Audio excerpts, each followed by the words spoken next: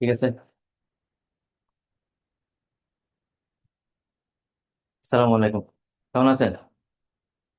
আচ্ছা, আপনাদের সাথে আজকে ফার্স্ট দেখা। আহ, আমি হচ্ছে কি আমার পরিচয়টা দিয়ে দিই। আমার নাম ফাইল হাসান।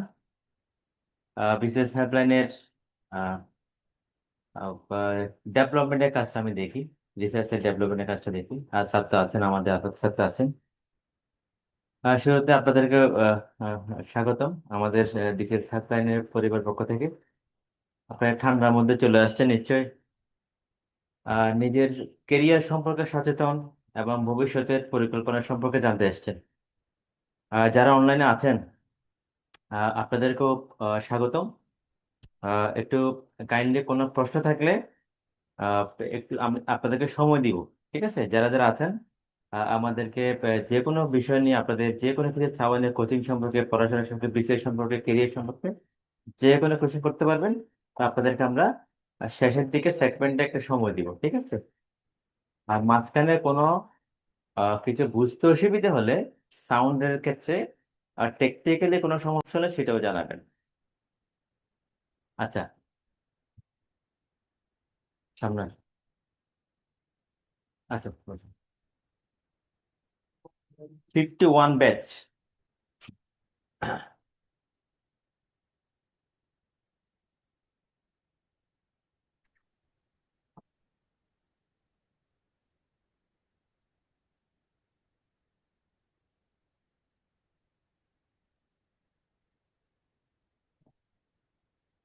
দেখেন, 51 ব্যাচে আমরা অলরেডি সামনে একটা পরীক্ষা আছে, 50 নম্বর প্রিলিমিনারি পরীক্ষাটা হয়ে যাবে জানুয়ারির 30 তারিখ। আচ্ছা, আপনাদের মধ্যে কে কেউ আছে আগে বিশেষ পরীক্ষা দিয়েছেন বা সামনে দিবেন? কেউ দেননি? কোন চাকরি পরীক্ষা মানে প্রাইমারি দিয়েছেন? স্বাস্থ্য সহায়তা আসছে? আসেন। যাক, এটা কোনো সমস্যা না। পরীক্ষা দিবেন তো চেষ্টা করবেন এবং এখন দ্রুত যেন চাকরি হয়ে যায়। আপনি হয়তো এখানে আসছেন বিসিএস কে কেন্দ্র করে অন্যান্য চাকরিতেও যেন আপনার একটা চাকরি হয় সেই চিন্তা ভাবনা করে আসে সবাই। তবে যাদের একদম লক্ষ্য থাকে বিসিএস, আল্লাহর রহমতে আমাদের এক্সপিরিয়েন্স থেকে যেটা জানি এটা হচ্ছে কি যে কোনো একটা জায়গায় তার চাকরি হয়ে যায়। মানে আমি বিসিএস কেন্দ্রে পড়াশোনা করব, দেখবেন আপনার পড়াশোনার যে প্রস্তুতি সেটা একেবারে কাভার হয়ে যায়। তবে আপনাদের কয়েকটা জিনিস যেগুলো লাগবে সেগুলো আমরা কোচিং এর মাধ্যমে আপনাদেরকে সে সেবাটুকু দিব। আজকে আপনাদের সাথে আলাপ হবে বিসিএস নিয়ে। ঠিক আছে, যেহেতু এটা আমরা বিসিএস কেন্দ্রে একটা কোচিং আপনাদেরকে একটা সেবা দিয়ে থাকি। সেক্ষেত্রে বিসিএস এর জন্য আপনাকে যেটা মেইন জিনিস সেটা হচ্ছে কি আপনার স্পিরিট ধরে রাখতে হবে। একেবারে মানে পড়াশোনার চেয়ে সবচেয়ে যেটা গুরুত্বপূর্ণ সেটা হচ্ছে কি আপনার নিজের মধ্যে যে স্পিরিটটা আছে সেটা কখনো ডাউন করা যাবে না। আপনি আজকে থেকে আগামী 1 বছর 30 তারিখ যদি 50 তারিখ বিসিএস প্রিলিমিনারি হয়, 51তম হবে ঠিক একই সময়ে, কাছাকাছি, হয় 10-15 দিন এদিক ওদিক হবে। লং টাইম কখনো ব্যবধান থাকবে না। এই পিরিয়ডটাকে আপনাকে প্রতিটা সেকেন্ড আপনাকে গুরুত্ব সহকারে এটা ইউটিলাইজ করতে হবে। আমি এটা প্রত্যেকটা স্টুডেন্টদেরকে বলি যে আপনি ধরেন আপনার পড়ার অভ্যাস হচ্ছে কি ডেইলি আপনি 10 ঘন্টা ধরে পড়াশোনা করেন, তা আজকে 10 ঘন্টায় পড়লেন। এখন আপনি টানা 2 দিন পড়ে গেলেন 10 ঘন্টা, 10 ঘন্টা, 10 ঘন্টা, 30 ঘন্টা আপনি টানা 3 দিনে পড়াশোনা করলেন। এখন আপনি যদি মনে করেন যে আমি 30 ঘন্টা পড়ছি, আগামী 3 দিন একটু রেস্ট নিই, এটা হবে না। এটা কখনোই করা যাবে না। আপনি 10 ঘন্টা না পড়ে আপনি 5 ঘন্টা পড়েন, তবে প্রতিদিন পড়েন। 2 ঘন্টা পড়েন, তা প্রতিদিন পড়েন। মাঝখানে কোনো ব্রেক দেওয়া যাবে না। এটা ব্রেক দিলে হয় কি আপনার যে গতিটা সেটাকে আপনাকে নতুন করে আবার পড়ায় বসতে অনেক সময় লাগে। এটা কখনো করা যাবে না। তাইলে আপনি কাছে বলতে পারেন যে স্যার আপনি, আমাদের বিভিন্ন কাজ থাকে, বিভিন্ন সামাজিক প্রোগ্রাম থাকে, শারীরিক অসুস্থতা থাকতে পারে, অনেক কিছু থাকতে পারে। শারীরিক অসুস্থতা সেটা একটা অন্য বিষয়, সেটা সবার জন্য হতে পারে। তবে আপনাকে কিছু জিনিস অ্যাভয়েড করতে হবে। এতে সামাজিক প্রোগ্রাম, বিভিন্ন কাজ, এগুলো অ্যাভয়েড করা লাগে। এখন থেকে এগুলো অভ্যাস করেন। কোনো সামাজিক অনুষ্ঠান, আমরা বিয়ে সম্পর্কে বিভিন্ন যাই না আত্মীয় স্বজনের বিয়ে বাড়িতে, এগুলো একটু কমাই দিবেন, একেবারে জিরো করে দিবেন। আড্ডা দেওয়াই যাবে না, অহেতুক আড্ডা। আড্ডা দিবেন, কয়েকটা শ্রেণী মানুষ আছে আড্ডা দেওয়া যায়, যারা আপনার আগে বিসিএস পরীক্ষা দিয়েছে, ভালো একটা চাকরি, ভালো জব করে, ভালো চাকরি জীবী,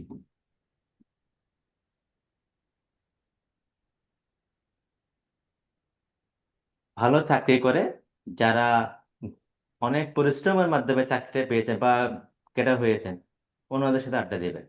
ঠিক আছে? ভালো মানসিকতার মানুষ।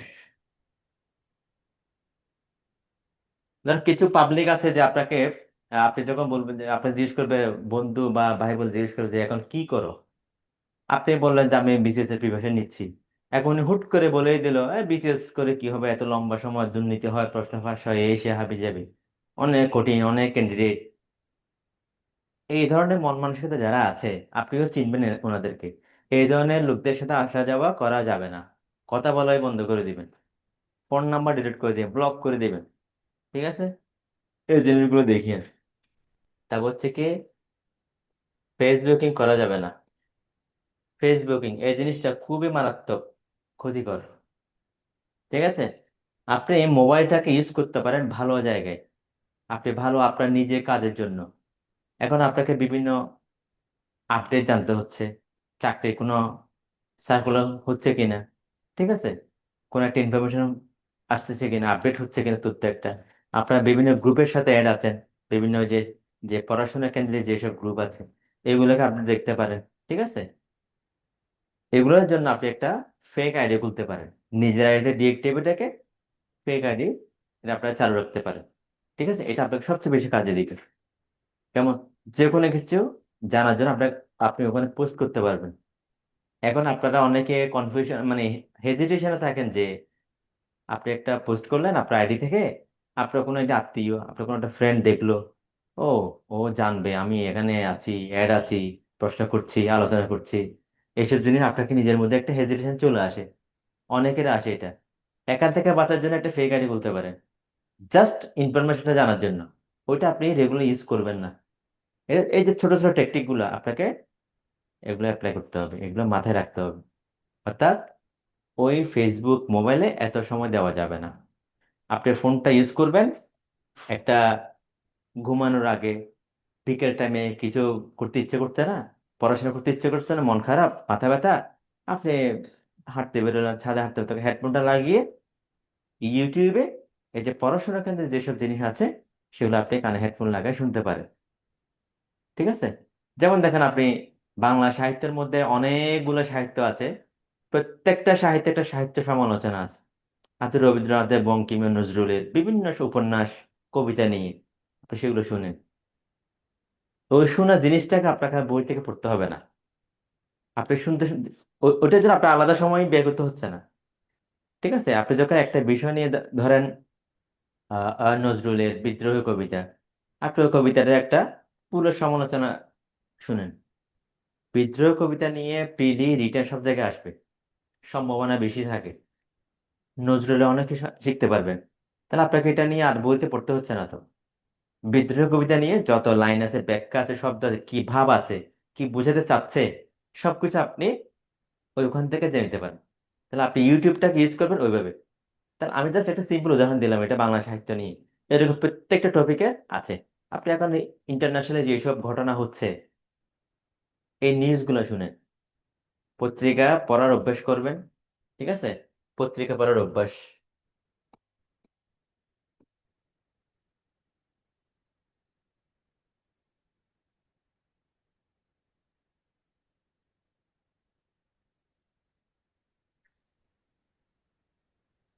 পত্রিকা পড়ার অভ্যাস করবেন, মোবাইল থেকে না পড়ে সরাসরি পত্রিকা থেকে পড়লে ভালো। একেবারে না পারতে মোবাইল থেকে পড়বেন। প্রথম হলো ডেইলি স্টার, এসব পেজে লাইক দিয়ে রাখবেন, প্রতিদিন পড়বেন, একেবারে হ্যাঁ। 1 ঘন্টা ধরে পড়বেন। তবে হুম। কাগজ কিনে পড়তে পারলে ভালো, দাগাইতে পারবেন, কোনো একটা ইনফরমেশন নোট করে রাখতে পারবেন, এখন ওই অভ্যাসগুলো করেন। এই অভ্যেসগুলো যারা করবে না, এটা ক্যাডার হওয়ার চান্স খুবই কম। একেবারে নিরেট সত্য কথা, আপনাদের এটা খারাপ লাগতে পারে। যারা ক্যাডার হচ্ছে, অনেকে বলবে আমি কিচ্ছু করি না পরীক্ষা না, ওনার গোপন বিষয়গুলো আপনাকে জানাবে না তো উনি। ঠিক আছে, ওনার কি দরকার? ঠিক আছে, কিছু ব্যাপারে আপনাকে স্বার্থপর হইতে হবে। গ্রাম থেকে একটা লোক আসছে ডাক্তার দেখাবে, হ্যালো। অনেকে আছেন না, আপনারা গ্রাম থেকে আসছেন, এখানে থাকেন, আপনার আত্মীয় স্বজন আসবে, ডাক্তার দেখাবে, সিরিয়াল দিবে, এসব বাদ দিয়ে দিবেন। আপনি মনে করতে পারেন এটা মানুষ সেবা। এখন সেবা করবেন, সেবার একটা সময় থাকবে। আপনার নিজের কেরিয়ারকে বাদে সেবা কয়জনকে করবেন? আপনার এলাকা থেকে যদি 50 জন মানুষ আসে, প্রতি মাসে 10 জন করে, আপনি কয়জনকে সময় দিবেন? ঠিক ঠিক। বুঝতে পারছেন? এই যে হ্যাঁ হ্যাঁ। এটা একটা সেলফিশনেস হইতে পারে, এটা আপনার জন্য, বাট আপনি আরেকজনকে ক্ষতি করবেন না।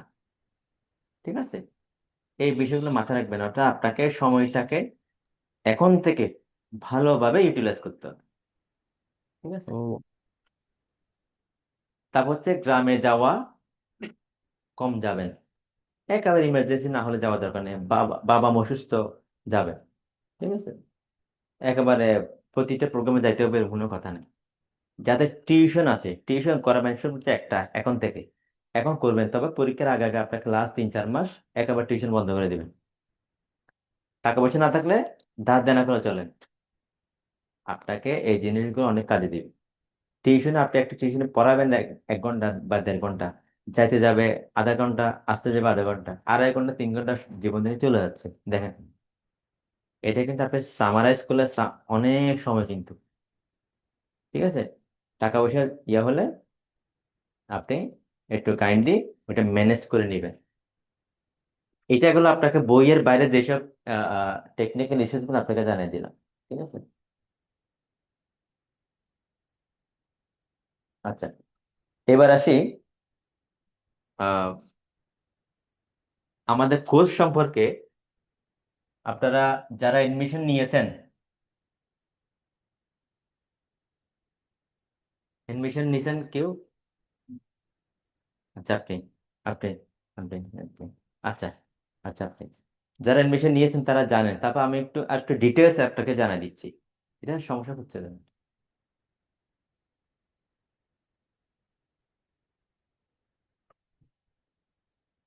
হয়ে গেছে।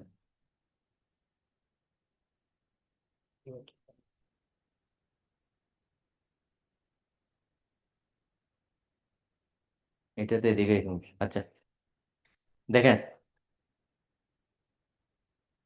বিসিএস নন সাধারণত প্রিলি, লিখিত, ভাইবা। আপনারা এখানে এডমিশন নিয়েছেন প্রিলিমিনারির জন্য। ঠিক আছে, দেখেন, আপনাকে রিটেনে যাওয়ার জন্য হচ্ছে কি এটা পাশ করা লাগবে। তবে বিসিএস এ হচ্ছে কি আপনি ক্যাডার হতে গেলে আপনার মেইন জিনিসটা হচ্ছে কি লিখিতটা। প্রিলি পাশ করা মানে ক্যাডার হবে না, মনে রাখবেন। কেননা প্রিলি নাম্বারটা কখনো যোগ হবে না, জীবনে কোনো কাজেও লাগবে না। আপনাকে অনেকগুলো স্টুডেন্ট থেকে স্ক্রিনিং করে অল্প সংখ্যক প্রিলির জন্য পাশ করাবে। তাহলে আপনাকে যখন ক্যাডার হবে, ক্যাডার হওয়ার জন্য আপনাকে রিটেনটা হচ্ছে কি সবচেয়ে মূল বিষয়। এবং হচ্ছে ভাইবা। ভাইভাতে আগে হচ্ছে কি 200 নম্বর ছিল, আপনাদের সামনে থেকে 100 নম্বর হবে সেটা। এই প্রিলিমিনারি হচ্ছে কি 200 নম্বর, হচ্ছে কি এমসিকিউ পদ্ধতিতে। লিখিত হচ্ছে কি 1000 নম্বর, 900 নম্বর, আর হচ্ছে 1100 নম্বর টোটাল। যাদের হচ্ছে কি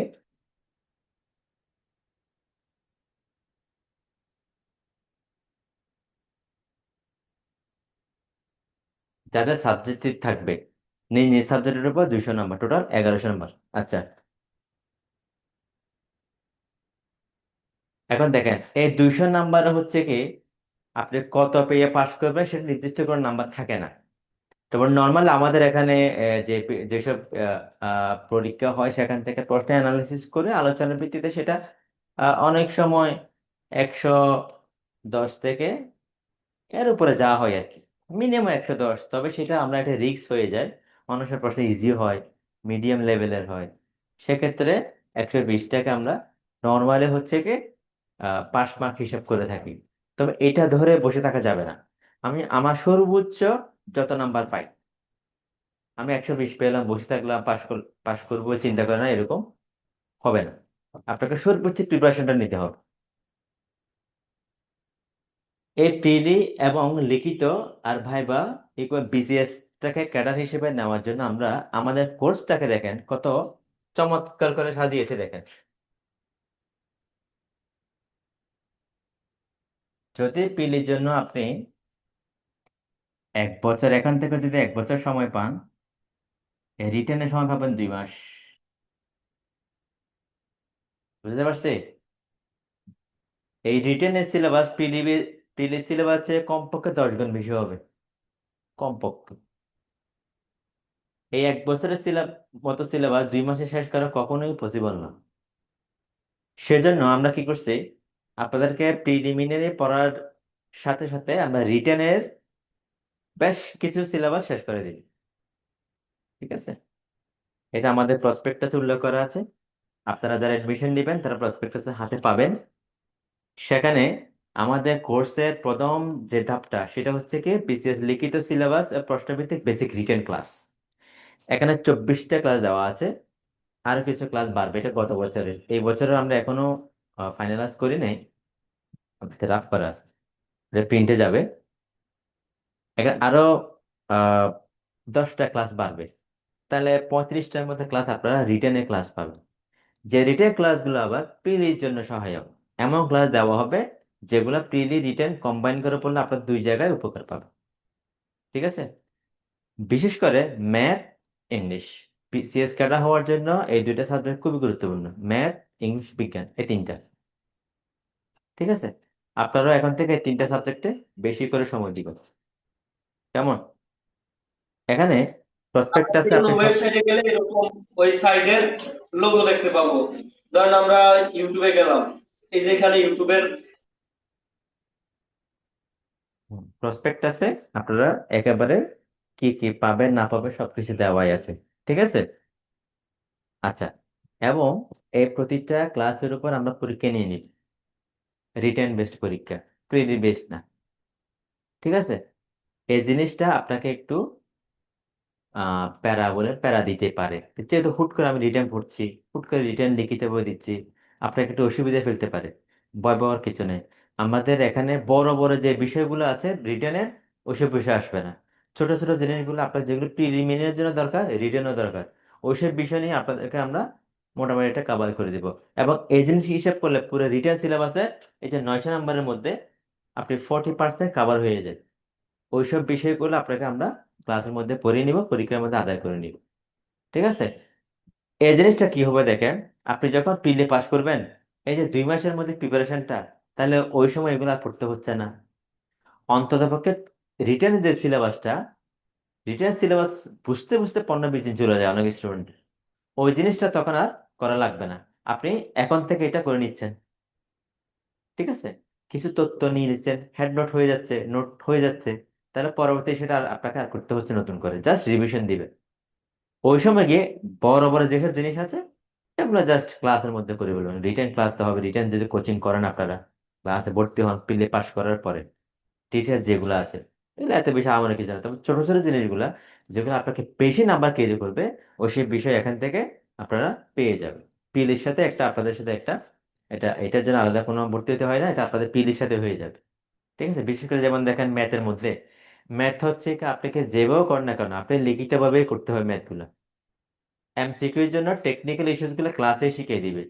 তো আপনাকে একটা ম্যাথ করা আর ম্যাথ জানা, ম্যাথ পারা এক জিনিস, ম্যাথ জানা এক জিনিস। আপনাকে ম্যাথ জানতে হবে, পারা আর না। আপনি 10টা ম্যাথ করতে করতে পারলেন না, আপনাকে ভিন্নভাবে ম্যাথগুলো যদি আসে যেন কোনো বিপদ না হয়, পরীক্ষা হলে গিয়ে যেন ঝামেলায় না পড়েন, আপনাকে ম্যাথ জানতে হবে। কিন্তু রিটেন বেসড ম্যাথগুলো করানো হবে একেবারে বোর্ড বই থেকে করা হবে, প্রিভিয়াস কোয়েশ্চেন, ঠিক আছে, সব সলভ করে দেওয়া হবে। আর হচ্ছে ইংলিশের ক্ষেত্রে হচ্ছে কি ট্রান্সলেশন। ঠিক আছে? আপনি এই 900 নম্বর রিটেনের মধ্যে 75 নাম্বার আসবে ট্রান্সলেশনের, বাংলাতে একটা, ইংলিশে 2টা। বাংলা যে পরীক্ষাটা হবে সেখানে, তাহলে 25 করে 75 নাম্বার, 90 নাম্বারের মধ্যে টাস্ক আছে 75 নাম্বার। এবং এই জিনিসটা সবচেয়ে কঠিন বিষয়, ঠিক আছে। বিশেষ রিটেনে আমার বাবার 5টা গরু আছে, ওই ধরনের ট্রান্সলেশন জীবনে আসবে না, ঠিক আছে। একটু মডারেট, একটু লম্বা সেন্টেন্স, বড় বড় সেন্টেন্স, ঠিক আছে। এই ধরনের সেন্টেন্স গুলো কিভাবে স্ট্রাকচার গুলা, সেগুলো আপনাকে এইভাবে এখান থেকে আপনার স্যার নিজে ক্লাস নেবেন এগুলো, ঠিক আছে। উনি ভালো মতো করে এগুলো করাই দিবে, আপনাকে ওই জিনিসগুলো শিখতে হবে, পরে আর ঝামেলা হবে না আপনাদের। আচ্ছা, এটা গেল প্রথম ধাপ। দ্বিতীয় ধাপে এসে, সরি, এখানকার যে পরীক্ষাগুলা, এটা হচ্ছে মার্কসের উপর ভিত্তি করে 1 ঘন্টা হইতে পারে, ঠিক আছে। 1 ঘন্টা সে বেশি হবে না।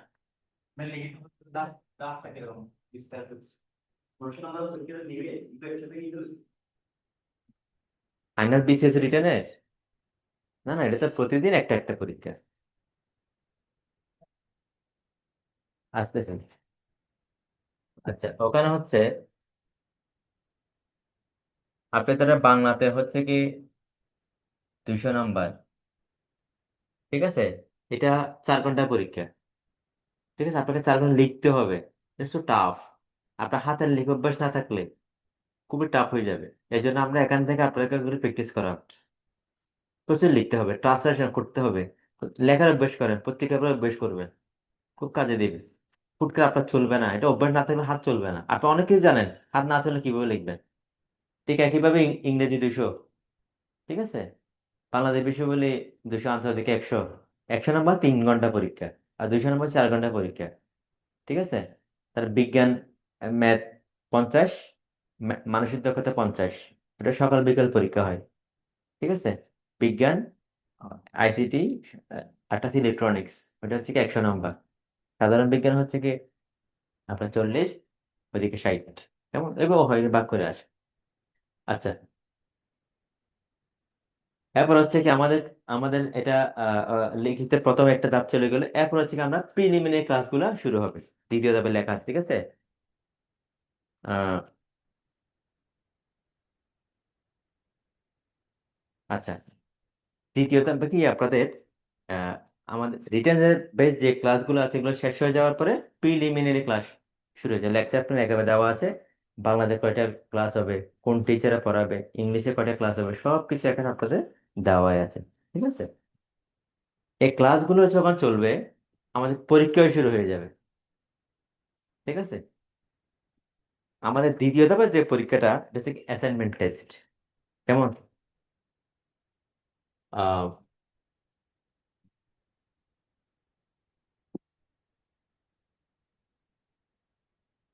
এটি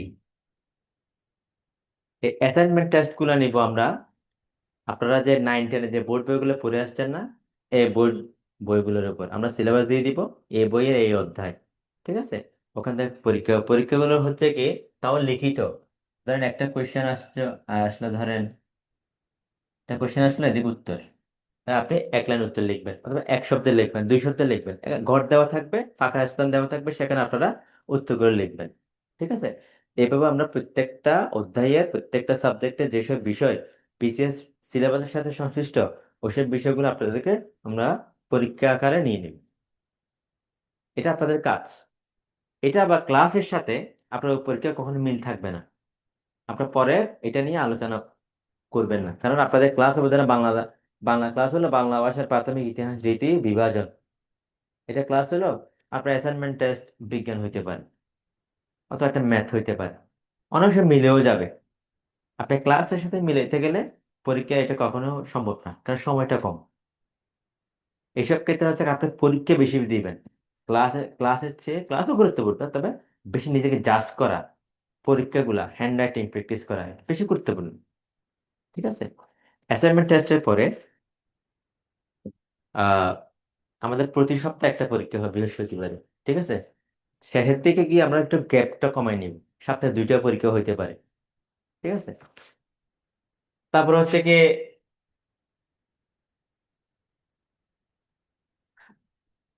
এসটি, সাবজেক্টিভ টেস্ট, অর্থাৎ পুরো বিসিএস সিলেবাসটাকে আমরা 45টা পরীক্ষার মাধ্যমে শেষ করব পুরো বিসি সিলেবাসটাকে।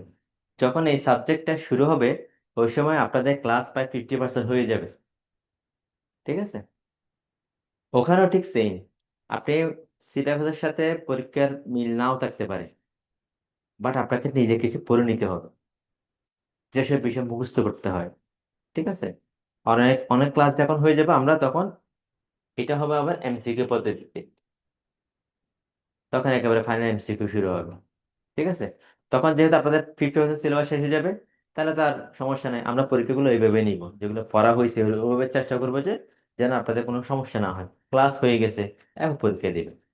আচ্ছা, এরপর হচ্ছে কি সাবজেক্ট রিভিউ টেস্ট। এই সাবজেক্টিভ টেস্টে আমরা পুরো বাংলা সিস্টেম ছোট ছোট ছোট করে আমরা পরীক্ষা নিয়ে নিই। ঠিক আছে,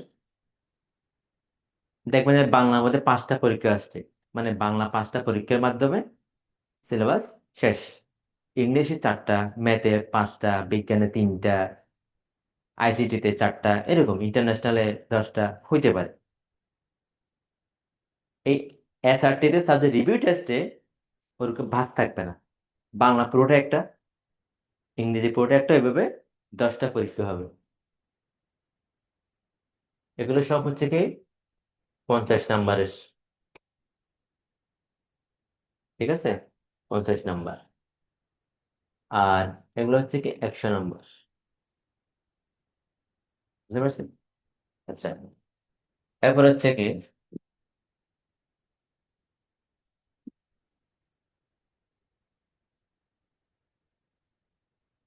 এসএমটি, সাবজেক্ট মডেল টেস্ট। এই অংশটি, এই ধাপটা কোনো অন্য কোথাও পাবে না, এটা আমরা নতুন করে যোগ করছি, নতুন না, আগের থেকে ছিল।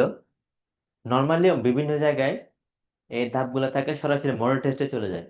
আমরা মডেল টেস্টের আগে আরেকটা পরীক্ষা নিব, সাবজেক্ট মডেল টেস্ট। অর্থাৎ সেখানে মডেল টেস্টে তো সিলেবাস নির্দিষ্ট থাকে না সম্পূর্ণ, যে যখন যেভাবে পারে পড়াশোনা করছে, প্রিপারেশন নিচ্ছে, আমরা প্রশ্ন করি সেভাবে। তবে এসএমটিতে নির্দিষ্ট সিলেবাস থাকবে, তবে এটা পরীক্ষা হবে 6টা 200 নাম্বারের। অর্থাৎ পিএসসির মতো পরীক্ষা হবে, তবে সিলেবাস থাকবে। বুঝতে পারছেন? পিএসসি তে যেরকম 10টা সাবজেক্ট প্রশ্ন হবে, বাংলা থেকে 30, ইংরেজি 30, ম্যাথ 20, বিজ্ঞান 15, এভাবে ঠিক সেম এখানেও ওভাবে পরীক্ষা হবে, তবে সিলেবাস থাকবে। অর্থাৎ পুরো বিসিএসটাকে আমরা আবার বাক্য 6টা পরীক্ষার মাধ্যমে শেষ করে ফেলবো। ঠিক আছে, এরপর হচ্ছে পূর্ণাঙ্গ মডেল টেস্ট। পূর্ণাঙ্গ মডেল টেস্ট আমাদের সময় থাকা সাপেক্ষে আমরা যতটা নিতে পারি, আপনাদের ফাইনাল যে বিসিএস পরীক্ষা হবে তার আগ পর্যন্ত আমরা মডেল টেস্ট নিতে থাকবো। সেখানে কোনো গ্যাপ থাকবে না, প্রতিদিন মডেল টেস্ট হবে, বা মাসে একদিন গ্যাপ থাকবে শুধু। ঠিক আছে, আর অন্য অন্য গুলোতে গ্যাপ থাকবে 4 দিন, 5-6 দিন করে, 1 সপ্তাহ থাকে। ঠিক আছে, এটা সময়ের উপর, অনেক সময় সময় এদিক ওদিক হয়ে যায়। ঠিক আছে, তাহলে এটা হবে 200 নাম্বার। দেখেন, এই সবকিছু মিলিয়ে আপনি এমসিকিউ হিসাব করলে প্রায় 7,000 প্লাস এমসিকিউ আপনি এখান থেকে পাবেন। এবং এই 7,000 এমসিকিউ আমরা, আমাদের প্রশ্নের যে স্টাইল প্যাটার্ন, সেখানে কোনো প্রশ্ন রিপিট থাকে না। বুঝতে পারছি? প্রিভিয়াস কোশ্চেন থেকেও প্রশ্ন থাকে না, খুব কমই থাকবে, একেবারে কম। কারণ আমরা প্রিভিয়াস কোশ্চেনের উপর আলাদা পরীক্ষা নিব।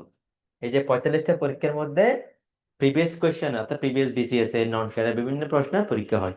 এই জন্য আমরা এইসব পরীক্ষাতে কোনো প্রশ্ন রিপিট করি না। এবং প্রথম যে পরীক্ষাটা হবে, যেমন বাংলা, বাংলার একটা টপিক 3-4 বার আসবে সামনে, তাহলে একটা যেটা প্রশ্ন ছিল সেটা আর আসার চান্স নাই। তার মানে আপনি ইউনিক এবং মৌলিক প্রশ্ন পাবেন এই 7,000 এমসিকিউর মধ্যে। প্লাস আপনারা তো বিভিন্ন জায়গায় বিভিন্ন বই পড়বেনই, সেখানে এমসিকিউ আছে। তার মানে দেখেন, আপনি নিজেকে জাজ করার জন্য বিভিন্ন উপায়ে নিজেকে আপনি ঝালাই ফালাই করতে পারবেন। আমরা এই পদ্ধতিটা রাখছি স্টুডেন্টরা যেন এই যে মডেল টেস্টটা ভালো মতো নিজেকে ঝালাই টালাই করে দিতে পারে। এই জন্য এই স্টেপটা রাখছি, যে না রাখলে মানে আমাদের কোনো ক্ষতিও নাই, আহ ইয়াও নাই, আপনাদের কোনো সমস্যা নেই, কে প্রশ্নও করবে না। কারণ এই স্টেপটা শুধু আমাদের এখানেই আছে, অন্য কোথাও পাবেন না। আলাদা করে মডেল সিলেবাস দিয়ে মডেল টেস্ট নেওয়া। ঠিক আছে, আচ্ছা। এটা হলো পরীক্ষা পদ্ধতি। আর হচ্ছে পরীক্ষার রেজাল্ট। দেখেন, যারা এই অ্যাসাইনমেন্ট টেস্টে ভালো করবে, আমরা এখানে কিছু গ্রুপ ক্লাস দিই। গ্রুপ ক্লাস, এটাকে আমরা স্পেশাল ক্লাসও বলতে পারি। এখানে সর্বোচ্চ স্টুডেন্ট থাকে 20 জন। অ্যাসাইনমেন্ট টেস্টে যারা ভালো করবে, সর্বোচ্চ 20 জনকে আমরা আলাদা গ্রুপ করে ফেলবো। সেখানে আমাদের মেন্টর আছে এখানে, আমি নিজেও বিজ্ঞানটা দেখি। আর অন্য অন্য একজন আমাদের ম্যাডাম আছে, রুকসানা ম্যাডাম, কাস্টমস ক্যাডারের আমাদের একেবারে একেবারে শুরুর স্টুডেন্ট। উনি আপনাদেরকে নিয়ে যারা গ্রুপে চান্স পাবে, ওনাদেরকে আলাদা সময় দিবে, সেখানে স্পেশাল কিছু জিনিস পড়ানো হবে একেবারে ভিন্নভাবে। ঠিক আছে, উনি সময় দিব, আমিও সময় দিব মাঝে মধ্যে। ঠিক আছে। এখন আপনি চাইলে ওখানে ইচ্ছা মতো যেতে পারবেন না, আপনাকে পারফরমেন্স করে ওখানে যাওয়া লাগবে। এখন আপনি যদি আবার ওখানে গিয়ে যদি এই পরীক্ষা খারাপ করেন, ওখান থেকে বের হয়ে যেতে হবে, কারণ আরেকজন ভালো করবে, উনি ওখানে যাবে। প্রতি 3টা পরীক্ষা অ্যাভারেজ করে আমরা এটা এটা শর্টিং করব। আপনি খারাপ করছেন, আপনি বের হয়ে যাবেন। ঠিক আছে, আপনি যদি 3টা পরীক্ষার পরে অ্যাভারেজ করে আপনি 20 জন থাকতে পারেন, আপনি গ্রুপ ক্লাসে চান্স পাবেন। আবার 4, 5, 6 নাম্বার পরীক্ষা যদি আপনি অ্যাভারেজে 20 জন থাকতে না পারেন, আপনি বেরিয়ে চলে আসতে হবে। তাহলে আপনি স্পেশাল ওই জিনিসগুলো পাবেন না। আবার ভালো করলে আবার যেতে পারবেন। তাহলে আমরা আমরা এটা রাখছি হচ্ছে কি, আহ, সবাই সিরিয়াস, অনেক সময় অনেকে সিরিয়াস থাকে না। আমরা যারা সিরিয়াস স্টুডেন্ট, অন্ততপক্ষে ওনাদের জন্য আলাদা এই বিষয়গুলো আছে। ঠিক আছে, ওই দিকটাও একটু খেয়াল রাখবেন। এবং ওএমআর শিটে, ওএমআর পদ্ধতিতে এমসিকিউ পরীক্ষাগুলো হয়, এটা তো রিটার্ন হবে, এটা প্রশ্নের মধ্যে আপনাকে লিখতে হবে। এই ওএমআর এর রেজাল্ট আজকে পরীক্ষা হলে কালকে রেজাল্ট পেয়ে যাবেন। এবং কোনো প্রশ্নের কোনো ভুল ভ্রান্তি থাকতে পারে, প্রিন্টিং মিস্টেক থাকতে পারে, টাইপিং এর ঝামেলা থাকতে পারে। ঠিক আছে, অনেক সময় ভুল হয়ে যায়। এতগুলো প্রশ্নের মধ্যে ভুল থাকতেই পারে, দুই একটা প্রশ্ন। এসে নিয়ে আলোচনা না করে আপনারা ওইটা ভুলটা বের করবেন। ভুলটা বের করতে পারাটা কিন্তু একটা ক্রেডিট। আপনি পড়াশোনা করছেন বলেই ভুলটা ধরতে পারছেন। তাহলে এটা আপনারা জানিয়ে দিবেন, এবার আমরা ওই দিন রাতেই রেজাল্টের পরে ওইটা আমরা কারেকশন দিয়ে দিই, ব্যাখ্যা সহ দিয়ে দিই। তবে আপনাদের কোনো যদি সোর্স থাকে যে স্যার এটা এখানে পেয়েছি, এটা উত্তর এরকম, আপনাকে সোর্স সহ বলতে হবে। আপনার গ্রুপ আছে, হোয়াটসঅ্যাপ গ্রুপ, সেখানে জানিয়ে দিবেন আপনারা এটা ব্যাখ্যা করে কি আপনাদেরটা ভুল নাকি আমাদেরটা ভুল, সবকিছু অ্যানালাইসিস করে আমরা সঠিক উত্তরটা জানিয়ে দিব। এবং ওই জিনিসটা আপনার রেজাল্টের ক্ষেত্রে কোনো সমস্যা হবে না। আমরা সব শেষে ওইটা রিপ্লাই পাওয়ার পরেই ওয়েবারটা দেখা হয়। ঠিক আছে, এখন বলে দিচ্ছি, পরে এটা নিয়ে অনেকে আলাপ আলোচনা করে যেন ঝামেলা না হয়। কেমন? আচ্ছা, এবার হচ্ছে কি বইয়ের রেফারেন্স। আপনারা আমাকে জিজ্ঞেস করছেন যে কি করেন, যে কি বই পড়তে হবে। আমরা কোচিং থেকে কোনো বই আপনাদেরকে বলি না। এটা এটা ইথিক্সে যায় না, এই বই পড়ে, এটা আপনাদের ইচ্ছা, আপনারা যে যেটা পড়ে ভালো মনে করেন সেটা পড়বেন। তবে আমরা এখানে আপনাদেরকে শিট দিব। আপনাদের আমাদের আপডেট শিট দেওয়া হবে। প্রতিটা লেকচার না দিয়ে আমরা 3, 4 লেকচার একসাথে দিব। অনেক সময় পুরোটা দিয়ে দিব, অনেক সময় একটা লেকচার দিব। ঠিক আছে, এটা হচ্ছে কি আমাদের সিলেবাসটা মোটামুটি 30%, 40% শেষ হওয়ার পরে আপনারা লেকচার শিট দেওয়া শুরু হবে। এতে মধ্যে আপনারা নিজস্ব মতো ওই বইগুলো আপনারা ক্লাস করবেন, টেক্সট বইগুলো পড়বেন। ওই যে অ্যাসাইনমেন্ট টেস্ট আমরা মেইন বইটাকে, টেক্সট বইটাকে আমরা বেশি ফলো করি। টেক্সট বই স্কুল কলেজে যেগুলো পড়ায়। ঠিক আছে, শুরু থেকে আপনাদেরকে শিট শিট নিয়ে কিছুই হবে না, শুধু শুধু দিয়ে লাভ কি, আপনি ওদিকে চলে যাবেন, তাহলে আপনার বইগুলো পড়া হবে না। বিসিএস হচ্ছে কি বইগুলোকে বেশি প্রাধান্য দেওয়া হয়। বুঝতে পারছেন, হয়তো ওখান থেকে প্রশ্নটা ঘুরিয়ে পেঁচিয়ে আসতেছে, বাট আলটিমেটলি ঘুরিয়ে পেঁচিয়ে যারা প্রশ্ন প্রণয়ন করে থাকেন ওনারা বইগুলাকে প্রাধান্য দেন। ঠিক আছে, আমরা ওইটাকে ফোকাস করব। কেমন? এটা হচ্ছে গেল। আহ এবার আপনাদের কোনো প্রশ্ন থাকলে আমাকে বলতে পারেন। সরি, হ্যাঁ হ্যাঁ, এটা আমরা আহ, পরীক্ষার আগে বলে দিব, ক্লাসে বলে দেওয়া হবে।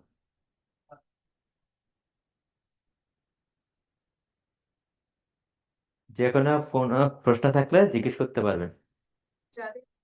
ম্যাথমেটিক্সের বেসিকটা খুব দুর্বল, তাদের ক্ষেত্রে এটা কিভাবে কি করা যায়, সাজেশন। ম্যাথের ক্ষেত্রে হচ্ছে কি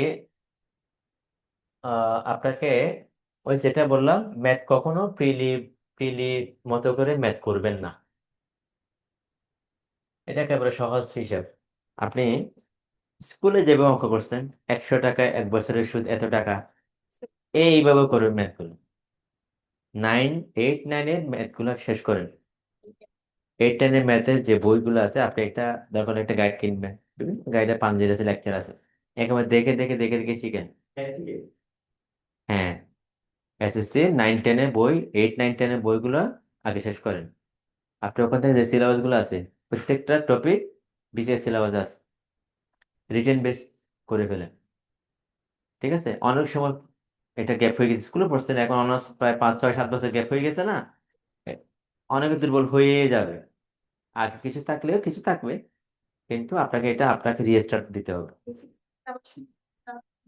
যেগুলা পরের গুলো একটু মাথায় আসে যখন জি বেসিকটা জি নিয়ে জি জি। যাইতে পারে। আমাদের এখানে ম্যাথের ক্লাসে রহমত স্যার নিবে, তো রহমত স্যার আছে, তারপরে হচ্ছে কি সামির স্যার আছে। ওনারা আপনাদের যে রিটেনের ক্লাসগুলো মিস করবেন না, ক্লাস অ্যাডমিশন নিলে মিস করবেন না। এবং এগুলা রিটেন বেসডই করানো করানো হবে। ঠিক আছে? তো এই ক্লাস ম্যাথের মধ্যে আরো 4টা ক্লাস বাড়বে, 4টা 3টা বাড়তে পারে, এখানে 7টা আছে, 10টা ক্লাস পাবেন। 10টা হচ্ছে কি 10 চ্যাপ্টার অধ্যায়। ঠিক আছে? বুঝতে পারছেন? আপনি রিটেনও একেবারে কাভার, প্রিলিও কাভার। যা বাকিটা প্রিলিট অংশটুকু প্রিলিতে শিখবেন, তখন ওখানে বিভিন্ন টেকনিক প্র্যাকটিস বাড়বে, সময় বাড়বে, অনেকগুলো অঙ্ক করাবে। ঠিক আছে? আপনি নিজেকে অনেক ম্যাথ করতে হবে। একটা চ্যাপ্টারতে এত বেশি ম্যাথ থাকে না রিটেনে। তাহলে আপনি রিটেন বেস 6 7টা ম্যাথ করলেন, এক প্রিলিমিতে গিয়ে দেখবেন যে আরো অনেক ম্যাথ করতে হচ্ছে, শতকরাতে প্রায় 30 থেকে 40টা ম্যাথ করতে হচ্ছে। বাট একটা রিটেনে তো হয়তো এত ম্যাথ করানো যাবে না, এখন হয়তো 7 8 টাকা করে দিই। বাট আপনাকে বেসিকটা ওখান থেকে ক্লিয়ার করে নিতে হবে। ঠিক আছে? আচ্ছা, তারপর আর কারো আপনি কিছু বলবেন?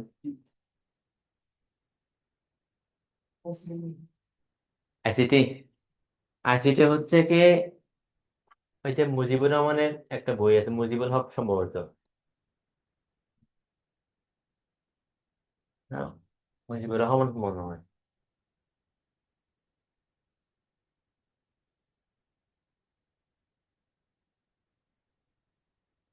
ইন্টারে যেটা পড়ায় এটা নেবেন। ঠিক আছে? আইসিটিতে এটা পড়িয়েন।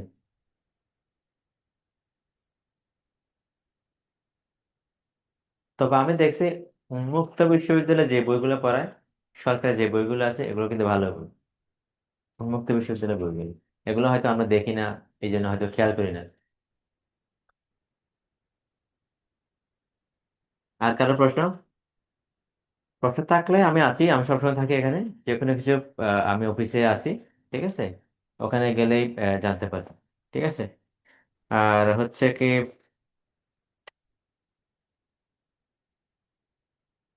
ও একটা জিনিস, আহ, একটা জিনিস মিস হয়ে গেছে, দেখেন, গুরুত্বপূর্ণ জিনিস, দেখেন, এই যে পত্রিকার ব্যাপারটা।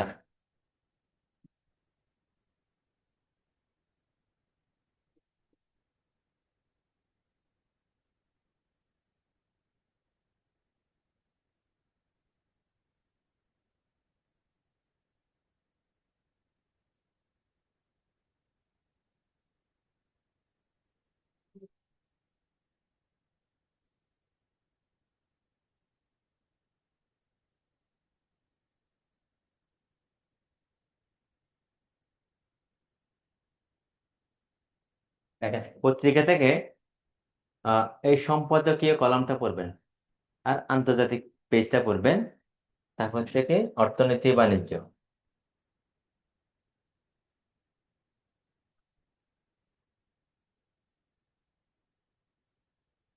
আর অন্য কিছু পড়বেন না। ঠিক আছে? এখানে প্রথম আলো, ইংলিশ হচ্ছে কি ডেইলি স্টার, এই দুইটা পত্রিকা রেফারেন্স দেওয়ার কারণটা হচ্ছে কি জানেন? এই দুইটার লেখা হচ্ছে কাছাকাছি। আপনি ধরেন একটা আন্তর্জাতিক একটা নিউজ পড়লেন, ওই নিউজটা ইংলিশেও আসছে, দেখেন কত কাজে দিবে। এটা যখন পড়বেন ইংলিশে, আবার যখন বাংলা, আবার যখন ইংলিশে পড়বেন, বাংলা একবার পড়ছেন ইংলিশে পড়বেন, তাহলে আপনাকে একটা অনুবাদটা হয়ে যাচ্ছে। দেখেন আপনি অনেকগুলো শব্দ শিখতে পারছেন। আপনাকে আলাদা করে এটা বোঝানোর জন্য একটা বই দরকার হচ্ছে না। বাংলাটা পড়ার পরে ইংলিশে যদি কথা না বুঝেন, বাংলা তো আছেই। কারণ ওনাদের নিউজগুলা প্রায় কাছাকাছি, একই নিউজগুলা এই দুইটা পত্রিকা। ঠিক আছে, এই জন্য এই দুইটা পত্রিকা পাশাপাশি রেখে পড়বেন। এখন ডেইলি স্টার পত্রিকা বিশাল ইংলিশে একটা পত্রিকা একদিনে পড়া সম্ভব না। আপনি পুরো পত্রিকা পড়বেন না তো, যেগুলো দরকার, কোন এলাকায় গরু মারা গেছে এটা তো পড়ার দরকার নাই। ঠিক আছে, আপনি আপনি পড়াশোনার জন্য যেসব দরকার, কোনোটা তথ্য, ঠিক আছে, এইসব বিষয়, কোনোটা আবিষ্কার, এসব বিষয় পড়বেন। কেমন? তাহলে হ্যাঁ, সম্পাদক কলামগুলো পড়বেন। জি,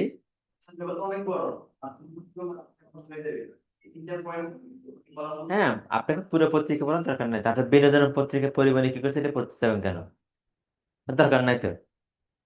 ঠিক আছে, তাহলে আপনি সম্পাদকীয় আর আন্তর্জাতিক পাতাটা, তারপর হচ্ছে কি অর্থনীতি বাণিজ্য। এই অর্থনীতি বাণিজ্যের মধ্যে অনেকগুলো গ্রাফ দেখবেন, বিভিন্ন গ্রাফ দেখবেন, গ্রাফ, চার্ট। ঠিক আছে, অর্থনীতি বাণিজ্য, আমদানি রপ্তানি, এইসব বিষয়গুলা আপনি খাতায় নোট করে ফেলবেন।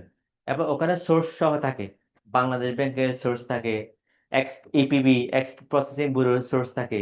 এই সোর্সগুলো সহ আমদানি রপ্তানি ডাটাগুলো খাতায় লিখে ফেলবেন অর্থনীতি পাতা থেকে। ঠিক আছে, খুব কাজে দিবে। আলাদা একটা খাতা বানাবেন, প্রত্যেকটা সাবজেক্ট খাতা বানাবেন, করতে পারবেন, লিখে রাখবেন, কাজে দিবে। ঠিক আছে। আচ্ছা, স্যার আসছে, বাকিটা আপনার সাবজেক্টিভ যে কোনো বিষয় জানতে পারবেন। এই পুরো একটা আপনাদের কোর্স সম্পর্কে ধারণা দিলাম। ডিটেল জানতে আরো যে কোনো কিছু আমি নিচে থাকবো, ঠিক আছে, জিজ্ঞেস করতে পারেন। ধন্যবাদ সবাই।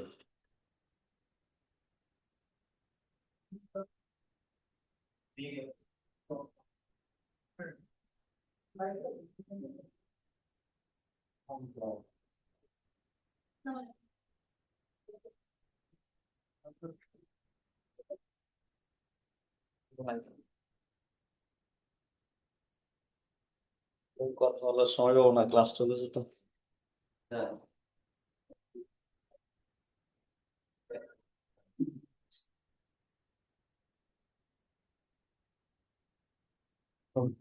চলো, সবাই কেমন আছেন?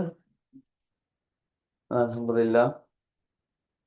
এখন তো আপনাদেরকে সিলেবাসে কিছু কোঅর্ডিনেটেড জিনিসগুলো বুঝিয়েছে, তো আমি আসলে তেমন কিছু বলবো না।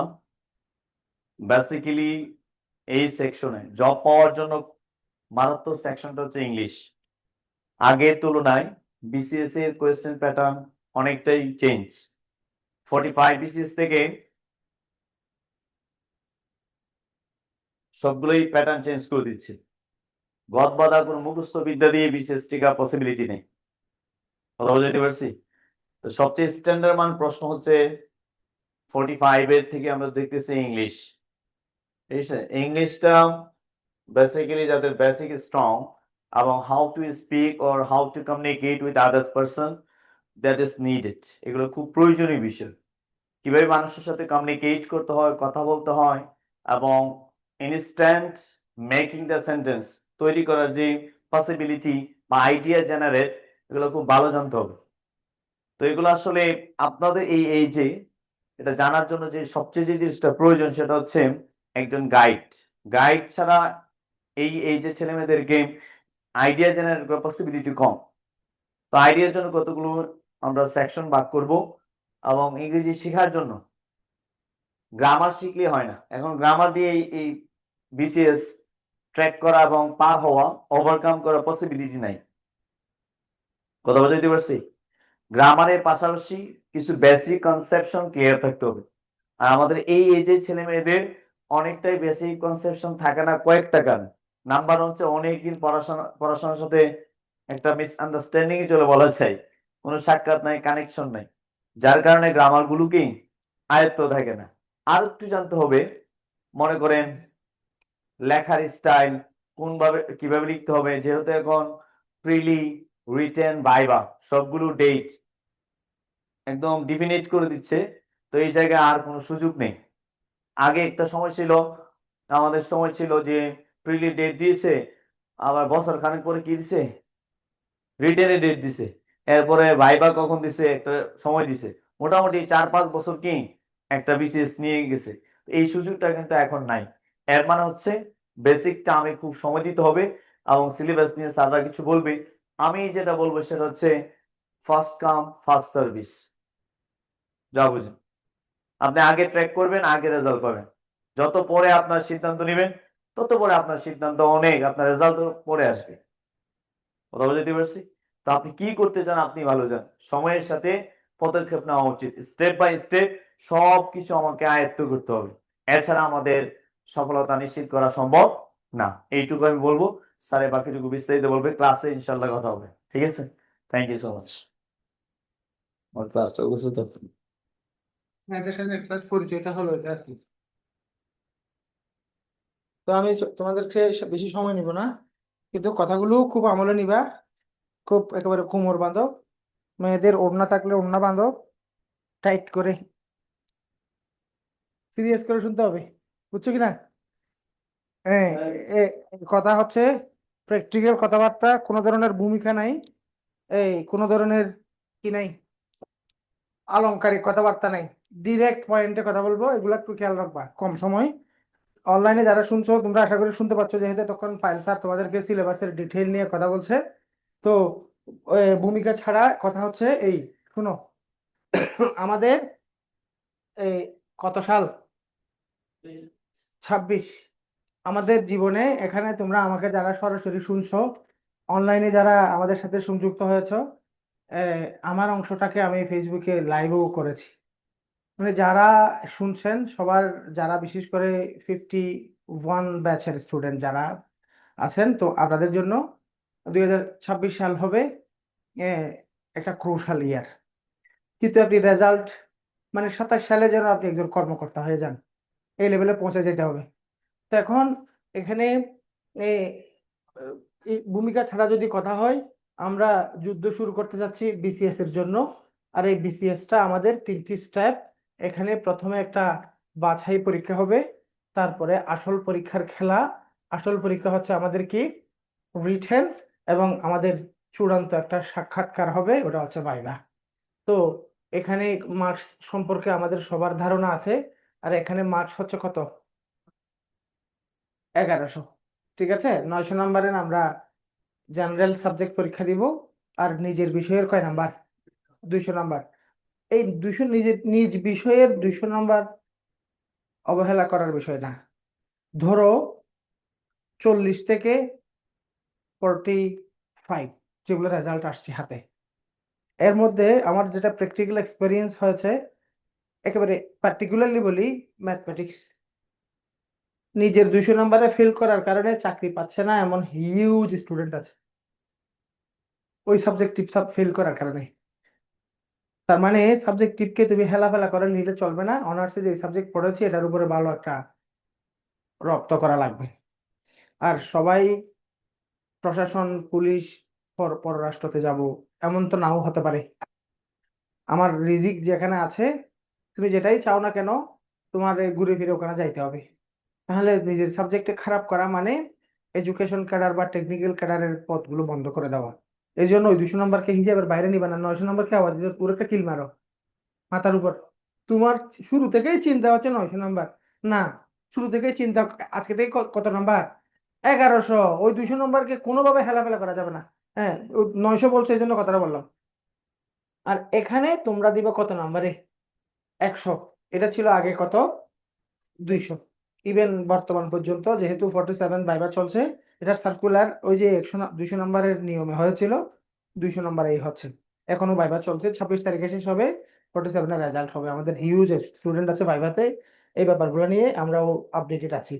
তাহলে এখন এই পরীক্ষা মনে করে স্টুডেন্টরা 2 থেকে 4 বছর সময় কাটাতে, প্র্যাকটিক্যালি অন্তত আমি দেখেছি, যেহেতু এই বিসিএস পড়ানো এগুলা নিয়ে আমার বিসিএস নিজে চান্স পাওয়ার থেকে শুরু করে এই পর্যন্ত সময়টা লম্বা একটা প্র্যাকটিক্যাল এক্সপেরিয়েন্স আছে।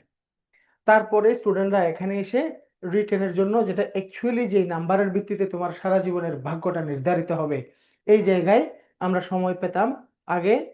এই কিছু কিছু পরীক্ষা আছে আগেও, মনে করো 3 মাস সময় পাওয়া গিয়েছিল 37 বিসিএস এ, মাত্র 3 মাস বা 3 মাস এরকম, একেবারে প্রিলি থেকে শুরু করে 3 মাস, আর রেজাল্টের পরে সময় দেওয়া হয়েছিল 2 মাস সামথিং।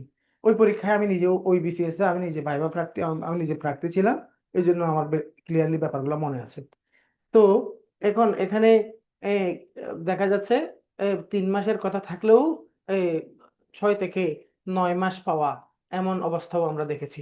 কিন্তু বর্তমান সময়ে এখন তুমি এই যে 26 সালে প্রিপারেশন নিবা, কিন্তু তুমি তোমার ফাইনাল জায়গাটা হবে কত সালে? 27 সালে। তো এখানে 27 সালে তোমার জার্নিটা একেবারে তুমি এখন থেকে জানো জানুয়ারিতে তুমি কি দিবা, প্রিলি। এরপরে মার্চ মাসে তুমি দিবা কি, রিটেন পরীক্ষা। এরপরে তুমি মে মাসে তুমি দিবা ভাইবা পরীক্ষা। নভেম্বর বা ডিসেম্বরে গিয়ে তুমি ক্যাডার। বুঝতে পারছি কিনা? ধরো এখানে সময় এই এ, এখানে মে, জুন, জুলাই এরকম মনে করো ভাইবা নিতে একটা সময় লাগে, কিন্তু রিটেন নিতে সময় লাগে না, কিন্তু ভাইবা নিতে সময় লাগে, কারণ একদিনে 2000 স্টুডেন্টের পরীক্ষা নেওয়া তো সম্ভব না। বুঝতে পারছি, কারণ ভাইবা ভাইবা শুরু হয়ে শেষ হতেই 2-2.5 মাস সময় ওখানে ভাইবা পরীক্ষা চলতে চলতে সময় লাগতে পারে। বুঝতে পারছি। এই হচ্ছে বেসিক কথাবার্তা। তাহলে আমাদের আসল পরীক্ষা কি? রিটেন এবং ভাইবা। প্রিলি আসল পরীক্ষা নয়, কিন্তু প্রিলি আমাদের পাস করা লাগবে। প্রিলি আমাদের জন্য চ্যালেঞ্জিং। তো প্রিলি পাস করে না কেন? শুধু এমসিকিউ টাইপ মুখস্থ ভিত্তিক পড়াশোনার মধ্যে নিজেরা আবদ্ধ রাখবার কারণে। একটা সময় কোয়েশ্চেন গুলো সেট করা হতো, প্রিভিয়াস কোয়েশ্চেন থেকে 60% প্রশ্ন রিপিট আসতো, অথবা অনেক কোয়েশ্চেনের মধ্যে 60% প্লাস। যেমন গতকালকে প্রাইমারি নিয়োগ পরীক্ষার যেটা প্রশ্ন গেছে, ওখানে 88% কোয়েশ্চেন কি আসছে? হ্যাঁ, হ্যাঁ, প্রিভিয়াস কোয়েশ্চেন আসছে। তাহলে একেবারে স্পেসিফিক ধরে 88%, এটা আমি ফেসবুকে দেখছি, একজনের দিল পরিসংখ্যান বা রেকর্ড। তো এভাবে বিসিএসইউ অনেক সময় মানে একেবারে 88% তার কখনো আসে নাই, মনে করো 65-70% পর্যন্ত কমন আসতে দেখা গেছে। শুধু বিসিএস থেকে না আসুক, নন ক্যাডার অন্যান্য নিয়োগ পরীক্ষার প্রশ্ন আসলেও তো রিপিট। কিন্তু ইদানিংকালে রিপিটেশন কমে গেছে প্রিলিমিনারিতে, এই জন্য আমরা আহ, একটু ক্লেভারলি প্রিপারেশনটা নিতে হবে, সিলেবাসের গভীরে ঢুকে পড়তে হবে।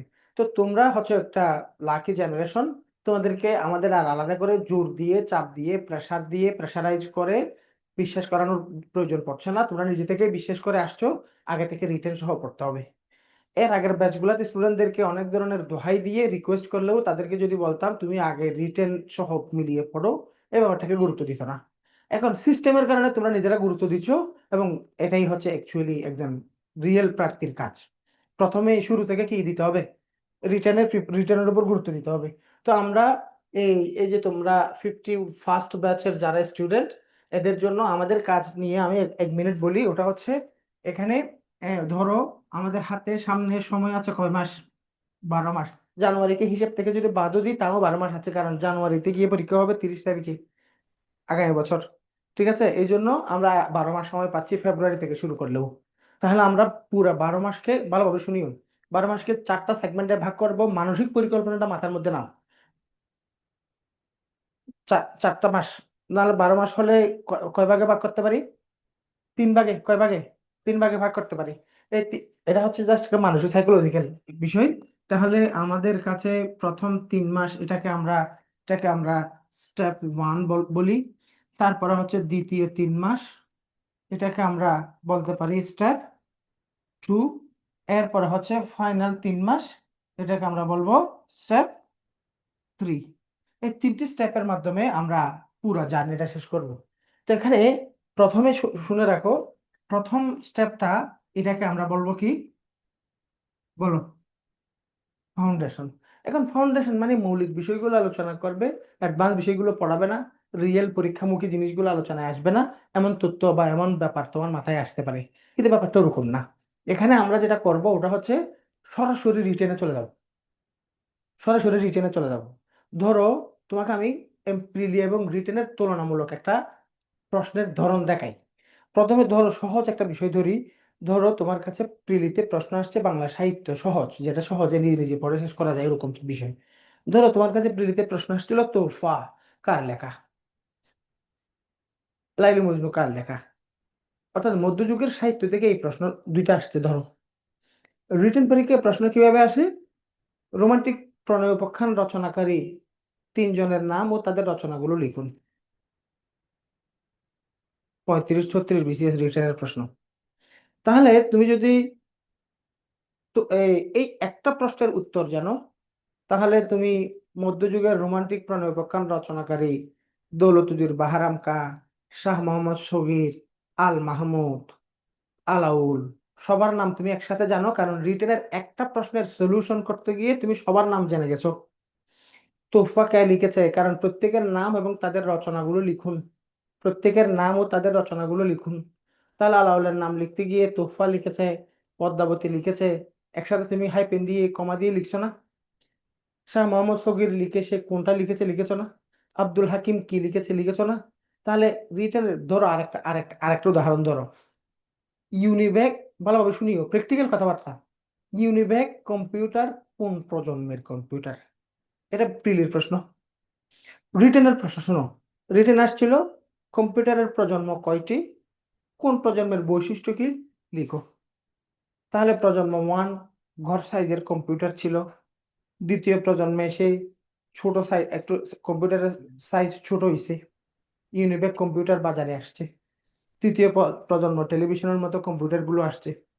চতুর্থ প্রজন্ম ল্যাপটপ কমটপ ছোট কম্পিউটারে চলে আসছে। পঞ্চম প্রজন্মে আর্টিফিশিয়াল ইন্টেলিজেন্সের ব্যাপারগুলো আসছে। তুমি যদি এই ব্যাপারটা টোটালি ক্লিয়ারলি জানো, তাহলে প্রিলির প্রশ্নটা তোমার কাছে কি টুরিতেই উড়ে যাচ্ছে না। ইউনিভ্যাক কোথায় আসছিল, কৃত্রিম বুদ্ধিমত্তা কোন প্রজন্মে ব্যবহার হয়েছে, ব্যাপারটা তুমি ক্লিয়ারলি জানো না। আইসির ব্যবহার কোন প্রজন্মে আসছে, তুমি যখন প্রজন্মগুলো ক্লিয়ারলি পড়ছো, তাহলে প্রিলির পড়া এবং রিটেনের পড়ার গভীরতার ফারাক দেখছো কিনা।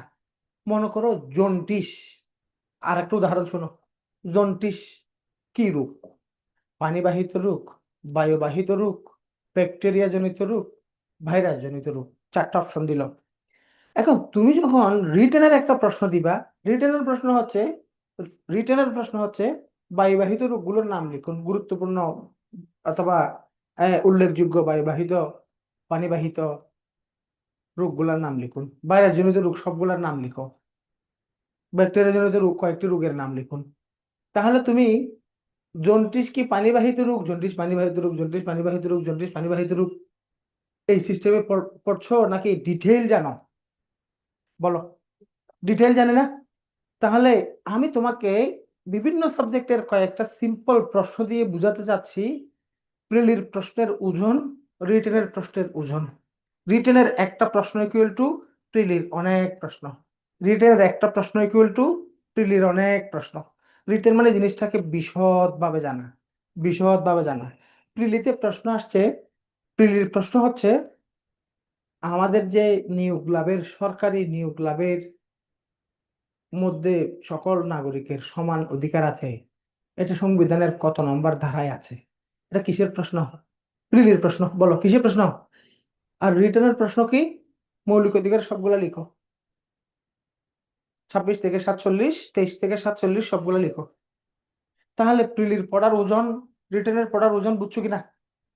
তাহলে আমরা যদি 23 থেকে 47 সবগুলো মুখস্থ লিখে ফেলতে পারি, তাহলে সমাবেশের অধিকার, জমায়েতের অধিকার, সংগঠনের অধিকার, ধর্মীয় অধিকার, নিয়োগ লাভের অধিকার সবগুলোকে আমার মুখস্থ আছে না। তাহলে যেটাই আসুক আমি তো পারি। ন্যায়পাল কোথায় ছিল, রাষ্ট্রপতির ক্ষমতা কি, এগুলো আলাদা আলাদা করে একটা একটা এমসিকিউ মুখস্থ করলে মনে থাকবে, নাকি এমনিতেই তুমি একেবারে নির্বাচন কমিশনের গঠন যে 118 থেকে শুরু করে এখানে যতটুকু কয়টা দ্বারা আছে সবগুলাই লিখতে পারো, এমন হলে ক্লিয়ার হয় না। ঘটনা বুঝছো কিনা। প্রিলির প্রশ্ন, রিটেনের প্রশ্ন, প্রিলির প্রশ্ন, রিটেনের প্রশ্ন, ওজন দেখছো, ওজন রিটেন একটা ইকুয়াল টু প্রিলি 100-এ 100। তাহলে একজন আসল প্রার্থীর অ্যাকচুয়াল কাজটা হবে অ্যাকচুয়ালি রিটেন পড়া। বিশেষ চান্স পাওয়ার জন্য তুমি তোমার একাডেমিক ব্যাকগ্রাউন্ডের পেছনে তুমি কতটুকু স্ট্রং, তোমার ভেতরে কতটুকু একাডেমিক নলেজ আছে, কত বেশি মেরিটোরিয়াস ছিল, কোথায় কি পজিশন করছো, এগুলো কিচ্ছু ম্যাটার করে না। ম্যাটার করে এই প্রস্তুতিটাকে তুমি গুছিয়ে নিয়েছো, এফোর্ট দিয়েছো, সিস্টেম ঠিক আছে। একজন গ্রাজুয়েট মানুষ, সুস্থ সবল একজন তরুণ, তুমি যদি কোনো একটা টার্গেট সেট করো, তোমার টার্গেট পর্যন্ত যদি তুমি রিচ করতে না পারো, এর পেছনে দুইটা কারণ। প্রথম কারণ হচ্ছে ওই টার্গেট পর্যন্ত পৌঁছাবার জন্য যে পরিমাণ পরিশ্রম তোমার দরকার, সে পরিমাণ পরিশ্রম তুমি করো নাই। প্রথম প্রথম কথা, পরিশ্রম তুমি চাচ্ছ ওই, অর্থাৎ এই মনে করো মিরপুর পৌঁছাবা। এখন মিরপুর পৌঁছাবার জন্য তোমার আধা ঘন্টা হাঁটা দরকার, তুমি 25 মিনিট হেঁটে যদি দাঁড়িয়ে যাও, তুমি মিরপুর পর্যন্ত পৌঁছাতে পারবে না। প্রথম বিষয়। দ্বিতীয় বিষয় হচ্ছে প্রচুর হাঁটছো, কিন্তু মিরপুরের সোজা রুটটা না দিয়ে তুমি ওদিকে আগারগাঁও দিয়ে ঢুকে গেছো, অন্যদিকে চলে গেছো। অর্থাৎ তোমার পরিশ্রম করেছো, হাঁটছো অনেক বেশি হাঁটছো, তোমার হাঁটা দরকার আধা ঘন্টা, তুমি হাঁটছো 1.5 ঘন্টা, হবে না। পরিশ্রম করার পন্থা যদি ঠিক না থাকে, রাস্তা হচ্ছে সোজা পূর্ব দিকে, তুমি গেছো উত্তর দিকে, হবে? হবে না। তাহলে একজন মানুষ একটা টার্গেট সেট করে টার্গেট রিচ করতে না পারার কয়টা কারণ, এটা প্রতিদিন বলবো, এই কথাটা আমি প্রতিদিন বলবো, মনে করাই দিব তোমাকে। বলো কয়টা কারণ? দুইটা। প্রথম কারণ হচ্ছে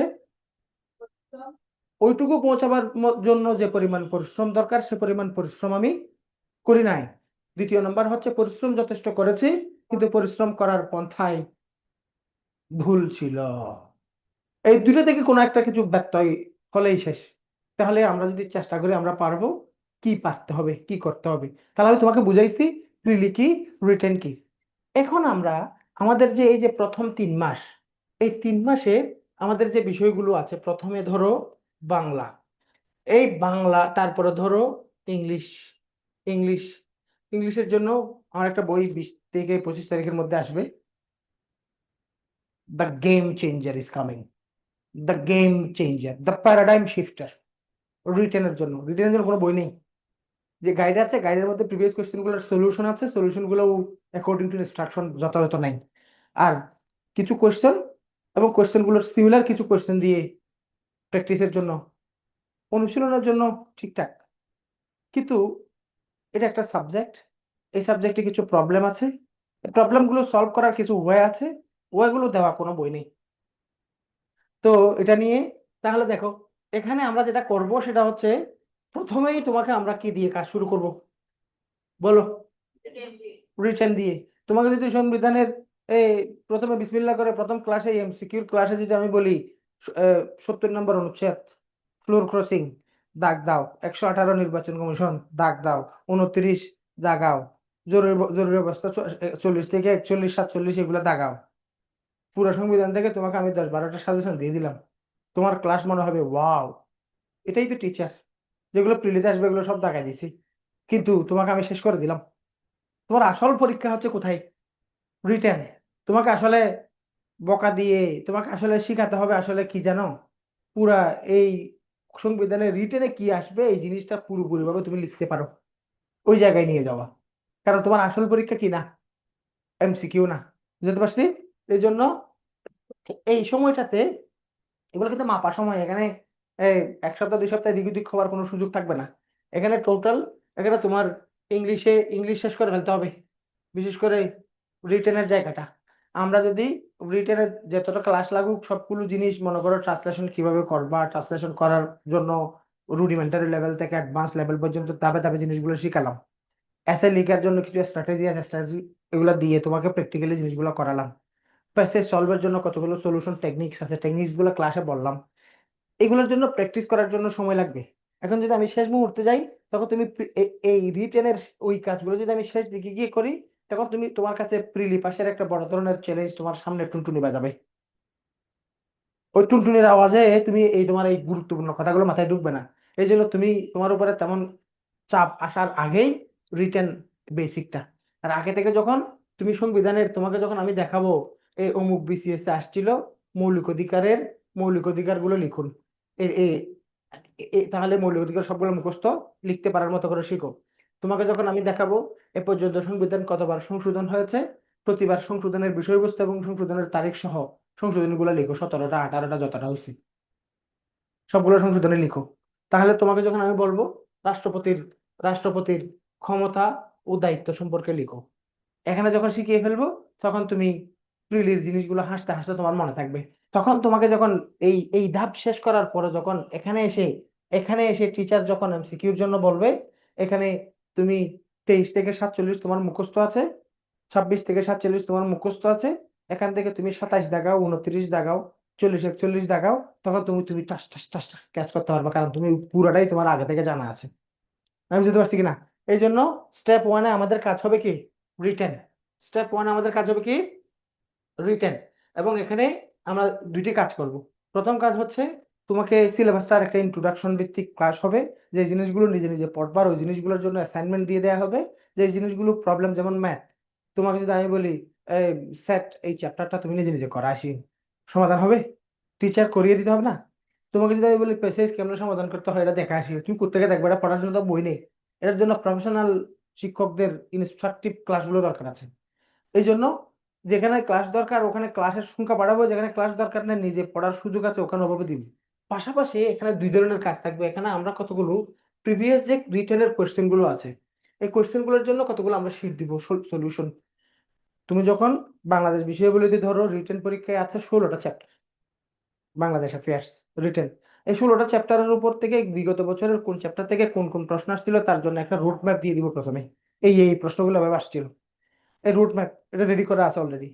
এই রুট ম্যাপ অনুযায়ী তোমাকে আজকের ক্লাস হচ্ছে constitution and government system of Bangladesh, এটার উপর ক্লাস, সংবিধান ও সরকার ব্যবস্থা বাংলাদেশের। তাহলে এখানে টিচার ক্লাস নিয়ে বিগত বছরের প্রশ্নগুলোর উপরে যদি কি কি প্রশ্ন আসছে এবং ওগুলোর সমাধান, এবং এটার উপরে একটা বেসিক ডেসক্রিপশন আছে এমন একটা শীট যদি পড়ে ফেলো, তাহলে পুরো ইনফরমেশনটা তোমার কাছে হয়ে যাচ্ছে। বুঝতে পারছি? তাহলে প্রথমে এই রিটেন, এবং এখানে কিন্তু প্রতিটা ক্লাস শেষ করার পরে ক্লাসে যা পড়াইছে তার উপরে পরীক্ষা হবে, এবং পরীক্ষাগুলো হবে কি? রিটেন। বলো না, পরীক্ষাগুলো হবে কি? রিটেন।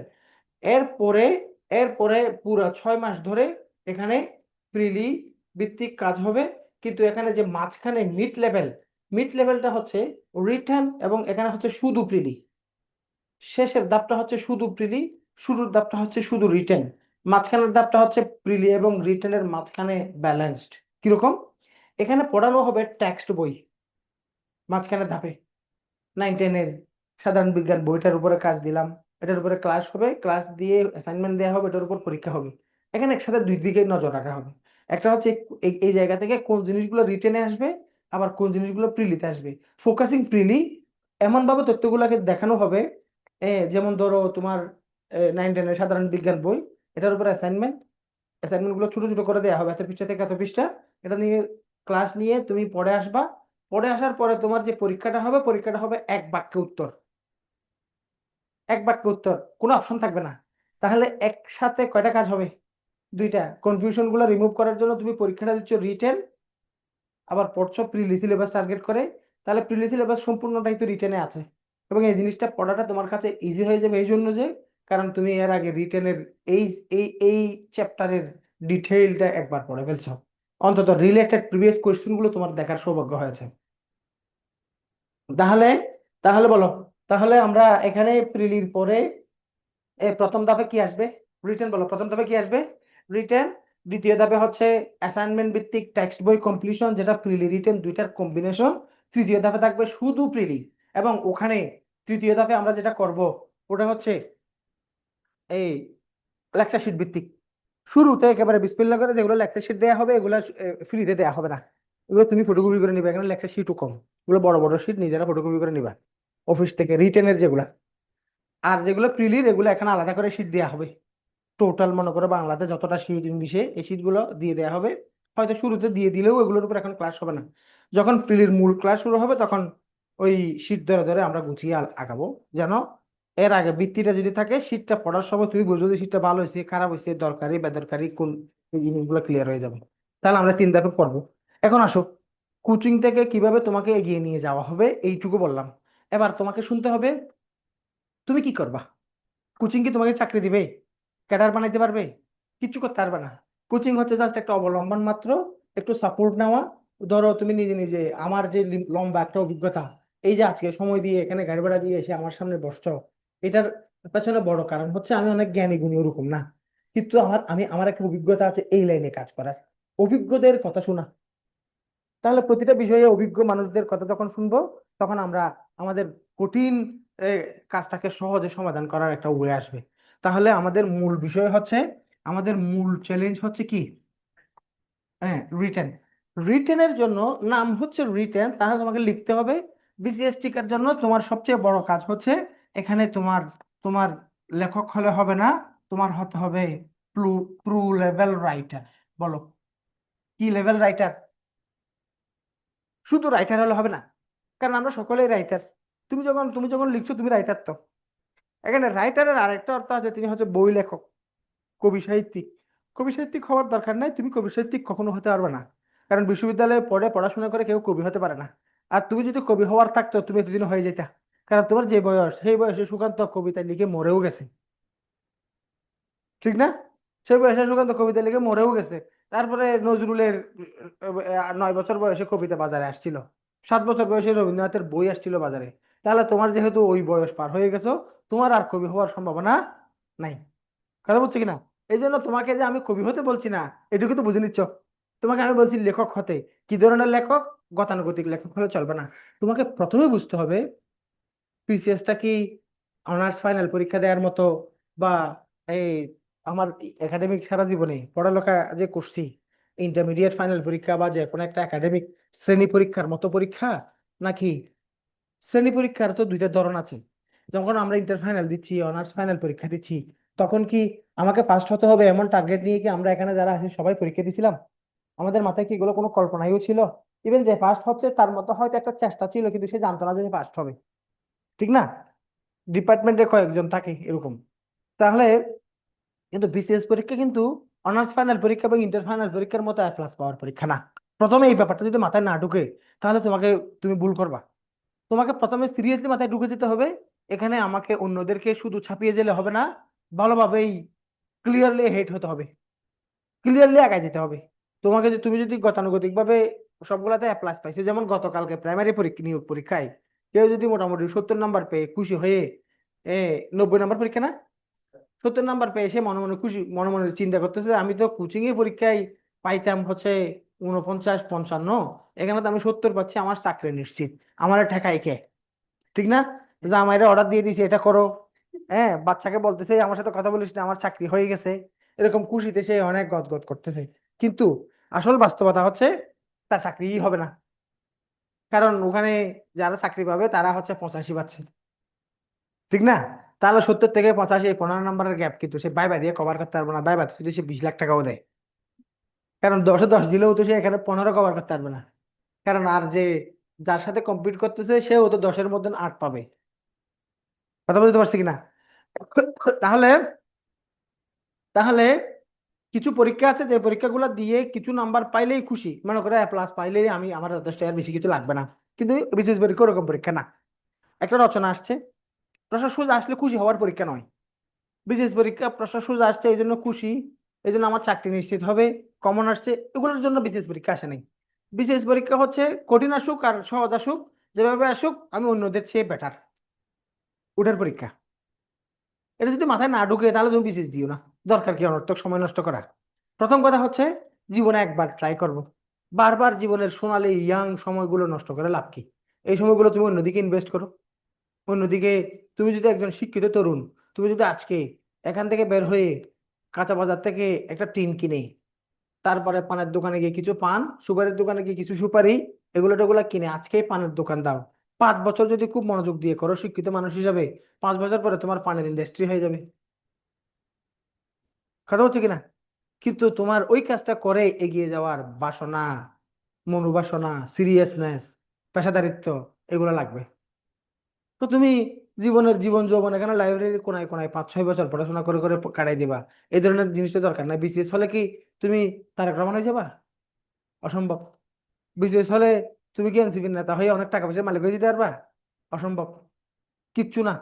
সুতরাং এটা একটা চাকরি মাত্র। তাহলে পরে এই অন্য পথ ধরো। তাহলে কি করবে স্যার? তাহলে বিসিএস এর জন্য ডিসকারেজ করছেন কি?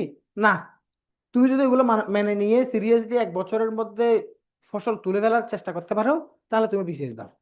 বুঝতে পারছি কিনা? আর বিসিএস এর জন্য যদি সিরিয়াসলি কেউ পড়ে, তাকে আমি ব্যর্থ হতে দেখি নাই, হয়তো যে ব্যাচ দিছে ওই ব্যাচে ঠিক নাই, পরের ব্যাচে কিন্তু ঠিকই ঠিকছে। আমি বুঝতে পারছি কিনা? তো প্রিপারেশন নিব একবার, এরপরে যদি ভালো প্রিপারেশন একবার হয় 1 বছর পরে দেখা যাবে তুমি কোনো একটা চাকরি পাওয়ার মতো লেভেলে পৌঁছে গেছো, যেখানে দিচ্ছ সেখানে হচ্ছে, যেখানে দিচ্ছ সেখানে হচ্ছে। যেমন আমরা এখানে লাইব্রেরিতে বা আমাদের স্টুডেন্টদের মধ্যে অনেককে দেখছি সে অ্যাডমিন ক্যাডারে জয়েন করছে। ওই যে যখন জয়েন করতে যাচ্ছে তখন সে বাংলাদেশ ব্যাংকে জব করতো। এর আগে সে সোনালী ব্যাংকের সিনিয়র অফিসারের চাকরি পাইছিল। কুটির শিল্পের এডি পোস্টে চাকরি পাইছিল 9ম গ্রেডের। তারপরে ব্যাংকের সম্মিলিত ব্যাংকের একটা অফিসারের চাকরি পাইছিল। আচ্ছা ওইটা বাদ দাও, মানে সে 6টা শুধু ফার্স্ট ক্লাস চাকরি পাইছে একজনে। তাহলে একজনে চাকরি পাচ্ছে কেন? ওই প্রিপারেশনে যখন একটা লেভেলে পৌঁছে যাবে তখন তুমি যেখানে দিবে সেখানে টিকবা, যেখানে দিবে সেখানে টিকবে। এখানে কেউ মামা খালু আত্মীয় স্বজন এগুলো কেউ আটকাইতে পারবে না তোমার, তোমার রিজিক। আমি বুঝতে পারছি। তাহলে মূল কথা হচ্ছে, মূল কথা হচ্ছে আমরা ট্রাই করব কয়বার? একবার বলো না, ট্রাই করব কয়বার? 27 সাল তো তোমার কাছে হবে ফসল উত্তোলনের সময়। তুমি যখন রিটার্ন দিচ্ছ তখন তুমি আর সাধারণ নাই, তখন তুমি একটা জায়গায় পৌঁছে গেছো। এই জন্য তুমি 2 বছর হিসাব করিও না। তোমাদের মাথায় এখন থেকে, এখন অনেকের মাথায় আছে কি 2 বছর টার্গেট করলাম আর কি, 26 এবং 27, 2 বছর তোমার কাছে টার্গেট নাই তো। 27 সালে তো তুমি অফিসার হয়ে যাবা। তোমার বিয়ে করার পর পরই তুমি বাচ্চার বাপ হয়ে যাবে এরকম তো সম্ভব না। হানিমুন পিরিয়ড আছে না, ঘুরতে হবে না, বউয়ের আত্মীয় স্বজনের বাড়িতে যেতে হবে না, আবার জামাইয়ের আত্মীয় স্বজনের বাড়িতে বউ নিয়ে যেতে হবে না। এরকম কতগুলো আকাম মেকাম আছে না, সামাজিকতা। সামাজিক সমাজে থাকতে হলে সামাজিকতা লাগে, ঠিক না? তুমি ওদের বাড়িতে না গেলে ওরা তোমার বাড়িতে আসবে না, আর না আসতে না আসতে তুমি অসামাজিক হয়ে যাবে, এরকম কতগুলো ব্যাপার। সুতরাং তুমি হচ্ছে হানিমুন পিরিয়ড যাবে 27 সাল তোমার, কথা বুঝছো? বউ নিয়ে ঘুরবা, এই করবা সেই করবা, এগুলার সময় হচ্ছে 27 সাল। কিন্তু পরিশ্রমের বছর কোনটা? 26। বুঝতে পারছি? তাহলে তোমরা যারা জয়েন করবা তোমাদেরকে অনলাইনের ওদের জন্য আলাদা গ্রুপ, তোমাদের জন্য আলাদা গ্রুপ থাকবে। গ্রুপ মানে 20 জন 20 জন করে একজন সুপারভাইজার থাকবে। তুমি, তোমাকে 1 সপ্তাহ এই যে রেগুলার ক্লাস, রেগুলার পরীক্ষা, এগুলার বাইরে তোমাকে আলাদা করে আবার কেয়ার করা হবে। তুমি কি পড়ছো কি পড়ো নাই 1 সপ্তাহ হোমওয়ার্ক দিয়ে হোমওয়ার্ক গুলো মুখে মুখে আদায় করা হবে। বুঝতে পারছি? মুখে মুখে তুমি বলো, তুমি এটা বলো, এবং আরেকজনে বলতে সেটা তুমি শুনবা। শিক্ষার ওই আসল পদ্ধতিটা না হচ্ছে বলে কোচিং করে পোলাপান সাকসেস পাচ্ছে না। কিন্তু আমরা এই যে গ্রুপে যেগুলো পড়াচ্ছি, যে দেখা যাচ্ছে প্রায় সবগুলোই ভালো ভালো করে, প্রায় দেখা যাচ্ছে এমন এমন গ্রুপ আছে যে গ্রুপের সবাই বিশেষ কাটা দিচ্ছে এরকম। তাহলে কারণটা কি? ওখানে কি সবাই মেধাবী ছিল? সবাই মেধাবী ছিল না। কিন্তু গ্রুপ হওয়ার কারণে অনেকগুলো ঘটনা ঘটে। প্রথম ঘটনা হচ্ছে সে ঝরে পড়ে না, কারণ ও বন্ধুদের মধ্যে ওই 20 জনের যে একটা গ্রুপ করা হয়েছিল, 20 জনের মধ্যে একটা ইন্টিমেসি হয়। সে কোচিং এ একদিন, ও তুই গেছিলি, আজকে ক্লাসটা মিস করছস, আজকে কিন্তু স্যার সেই দারুণ পড়াইছে, গত ক্লাসে যে স্যারটা খুব বিরক্ত পড়াইছিল আজকে সে ফাটাফাটি পড়াইছে। হ্যাঁ, হ্যাঁ, ওই দিন মনে হয় কোনো অসুবিধা ছিল স্যারের। এই যে কথাটা তুমি বন্ধুর সাথে শেয়ার হচ্ছে, এটা হচ্ছে গ্রুপের কারণে হচ্ছে, এমনি হলে তোমার সাথে ওর কথাও হবে না। মাত্র শুরু করছে এই জন্য অডিয়েন্স এতজন, যখন মূল ক্লাস শুরু হয়ে যাবে আস্তে ধীরে এটা ভরপুর হয়ে যাবে না? এটা স্বাভাবিক। সবসময় হয় কিচ্ছু, একেবারে একটা পোস্টারও যদি না চাবাই, ফেসবুকে একটা পোস্টও যদি না দিই তাও ভরপুর হবে। কারণ প্রতিষ্ঠানের একটা মেচুরিটির ব্যাপার আছে, তো মেচুরিটির ব্যাপার আছে। তো গ্রুপ করে যে কাজ, এই কাজগুলা কিন্তু যথেষ্ট। প্রথম হচ্ছে তুমি জ্বরে পড়বে না। দ্বিতীয় হচ্ছে যে নিজে নিজে পড়লে, নিজে নিজে পড়লে ক্লাসের পড়া, আজকে ক্লাসে টিচার যেটা পড়াইছে ওটা বাসায় গিয়ে নাও পড়তে পারো। কিন্তু গ্রুপে তো এরপরে গিয়ে হোমওয়ার্ক আছে। আবার গ্রুপে পড়া না পারলে, পরীক্ষায় বারবার খারাপ করলে গ্রুপ থেকে বাদ দেওয়ার চ্যালেঞ্জ আছে। সব মিলিয়ে দেখা যাচ্ছে স্টুডেন্টরা আগায় যায়। এতে করে কি প্রমাণিত হয়? স্টুডেন্ট আসলে এই লেভেলে কে দুর্বল কে সবল, কে কোন সাবজেক্ট থেকে আসছে, এগুলো দিয়ে আসলে ক্যাডার হওয়া না হওয়া ম্যাটার করে না। আসল ম্যাটার করে হচ্ছে সে কে এই পড়াটাকে যত্ন দিয়ে সিরিয়াসলি পড়ছে। প্রথম কথা হচ্ছে, প্রথম কথা হচ্ছে, তো আমাকে কি হতে হবে? রাইটার হতে হবে। এখন আমি যদি রাইটার হতে চাই, আমাকে আগে রিডার হতে হবে। Remember, all the good writers আর গুড রিডার্স। বলো, অল দ্য গুড রাইটার্স আর গুড রিডার্স। তুমি যদি ভালো ভালো পাঠক না হও, তুমি কখনো ভালো লেখক হতে পারবে না। দেখো, আমরা আমরা কি আমরা স্বপ্ন দেখি না? মন দিয়ে শুনিও কথাটা, শেষ কথা, আমি কথা বেশি বাড়াই না। আমরা স্বপ্ন দেখি না? আমরা দুইভাবে স্বপ্ন দেখি। হাঁটতেছি, টিউশনিতে যাচ্ছি, বই একটা নিয়ে হেঁটে হেঁটে যাচ্ছি কাছে এই জন্য, কিন্তু আমি ভাবতেছি ক্যাম্পাসে কি হয়েছিল, ক্লাসে জড়ে না বসে বসে এদিকে একটা চুলের এদিকে একটা চুল পড়ছিল, চুলের ফাঁক দিয়ে তার চোখগুলো যে দেখা যাচ্ছিল, ওগুলো নিয়ে আমার মনের মধ্যে কল্পনা বেশি বেড়াচ্ছি। এটাও একটা স্বপ্ন, এটাও একটা স্বপ্ন, কিন্তু সাবকনসিয়াস মাইন্ডের স্বপ্ন। তুমি এদিকে কনসিয়াসলি, তুমি এদিকে ঠিক হয়ে হেঁটে যাচ্ছ, কিন্তু এদিকে কল্পনায় অন্য কিছু, ঠিক না? তারপরে হচ্ছে তুমি ঘুমে স্বপ্ন দেখো। আবার আরেক ধরনের স্বপ্ন আছে। আরেক ধরনের স্বপ্ন হচ্ছে তুমি সচেতন মনে রিমাইন্ড করার চেষ্টা করো। এই সব কিছু একটা জায়গা থেকে আসে। ওটা হচ্ছে আমাদের আমাদের মস্তিষ্ক হচ্ছে হার্ড ডিস্কের মতো, আমাদের চোখগুলো হচ্ছে ক্যামেরার মতো। আমাদের চোখে দেখি নাই, তুমি কখনো তার স্বপ্নে দেখবে না। ভালোভাবে শুনো কথাটা, নড়াচড়ে শোনার মতো কথা বলো। যা চামড়ার চোখে দেখি নাই, তা ঘুমের চোখেও দেখবে না। অসম্ভব, ইম্পসিবল। তাহলে স্যার, পৃথিবীতে প্রথম যে শালায় হেলিকপ্টার বানাইছিল, ওই ফৈন্নি চোখে কোথায় দেখছিল? কিন্তু গ্যাস ফোডিং দেখছিল। কি দেখছিল? ডোনাল্ড ট্রাম্প যে ইরানের পারমাণবিক স্থাপনায় যে বিমানটা, হুবহু ঈগল পাখির মতো না? ঈগল পাখি যখন ডানা খুলে, তাহলে ওই ডিজাইন সে কোত্থেকে পাইছে? ঈগল পাখি থেকে পাইছে। তাহলে কথা মূল তোমার মাথায় ঢুকছে। আমি কি বুঝাতে চাচ্ছি? আমরা যা চোখে দেখি না তা কি, আমি ছোটবেলায় একবার আল্লাহরের স্বপ্ন দেখছিলাম, আল্লাহকে। এখন আমি ফুটবল খেলতাম, এ, এবং ভালো খেলতাম। কারণ আমাদের ফুটবল খেলার ধরন হচ্ছে, স্কুল থেকে আসার পথে নদীর চরে খেলতাম, দুষ্ট ছিলাম এরকম। আবার আমাদের বাড়ির পাশে বিল আছে, বিলে খেলতাম। তাহলে দুই দিকে স্কিল আছে। চরে দৌড়ানো, বিলে দৌড়ানো পার্থক্য আছে, ঠিক না? দুদিকে স্কিলড। এবং চরে বলটা তোমার কষ্ট করতে হবে না, নিজেই রিসিভ হয়ে যায়। কিন্তু বিলে তো জাম দিয়ে উঠবে। হ্যাঁ, আমি খুব খেলতাম। এবং মানে খুব, একদিন বল নিয়ে এরকম মাগরিবের পরে যাচ্ছিলাম, যাওয়ার সময় মানে চাঁদ ডুবে গেছে আর কি, আকাশের দিকে তাকাচ্ছি, আল্লাহকে নিয়ে চিন্তা করতেছিলাম। আল্লাহকে নিয়ে চিন্তা করতে করতে আমি আকাশের দিকে বলটা নিয়ে হেঁটে হেঁটে তাকাচ্ছিলাম। তখন আমি উপরে দেখতে পাচ্ছি তারা আর চাঁদ। ওই রাতে আমি স্বপ্ন দেখছি আল্লাহ হচ্ছে বড় একটা তারা, এবং আশেপাশে আরো ছোট ছোট তারা আছে, আরো এই সেই। কথা বলছি কিনা? তার মানে আল্লাহ হচ্ছে বড় কিছু। বড় কিছুকে কল্পনা করতে গিয়ে আমি যখন সাধারণভাবে ভাবতেছিলাম, তখন আমি তারা দেখছিলাম, ওই তারাটাকেই দেখছি। কথা বলছো কিনা? এটা আমার ক্লিয়ার মনে আছে এখনো। হ্যাঁ, তাহলে এবার শোনো, এবার শোনো। আমরা যখন মোবাইলে ছবি তুলি, মোবাইলে ছবি তুললে 10টা যখন ছবি তুলবো, 10টা ছবি কি হাই ডেফিনেশন ক্লিয়ার সোজা সাপটা আসবে, নাকি আঁকা বাঁকা আসবে? ব্লার আসবে, নাক বাঁকা থাকবে, চোখ সোজা থাকবে, চোখ বন্ধ থাকবে, অনেক ছবি আসবে না? 10টার মধ্যে হয়তো একটা ভালো আছে, বাকি সবগুলাই নষ্ট, এরকম হতে পারে। এবার আসো, এখন তোমার মোবাইলে তুমি যদি 100টা ছবি তুলো, ওখান থেকে 10টা ভালো ছবি পাবা। 1000 ছবি তুললে 100টা ভালো ছবি পাবা। মোবাইলে যেমন তুমি মোবাইলে যদি কোনো ছবি না তুলে মোবাইলে যদি ছবি খুঁজো, পাবা? গ্যালারিতে পাবো না। এবার শোনো, আমরা যে চিন্তা করে করে লিখছি, প্রতিটা শব্দ এক একটা ছবি। বলো, চিন্তা করে আমি যখন নিজে থেকে বানিয়ে বানিয়ে লিখতেছি, প্রতিটা শব্দ এক একটা কি ছবি।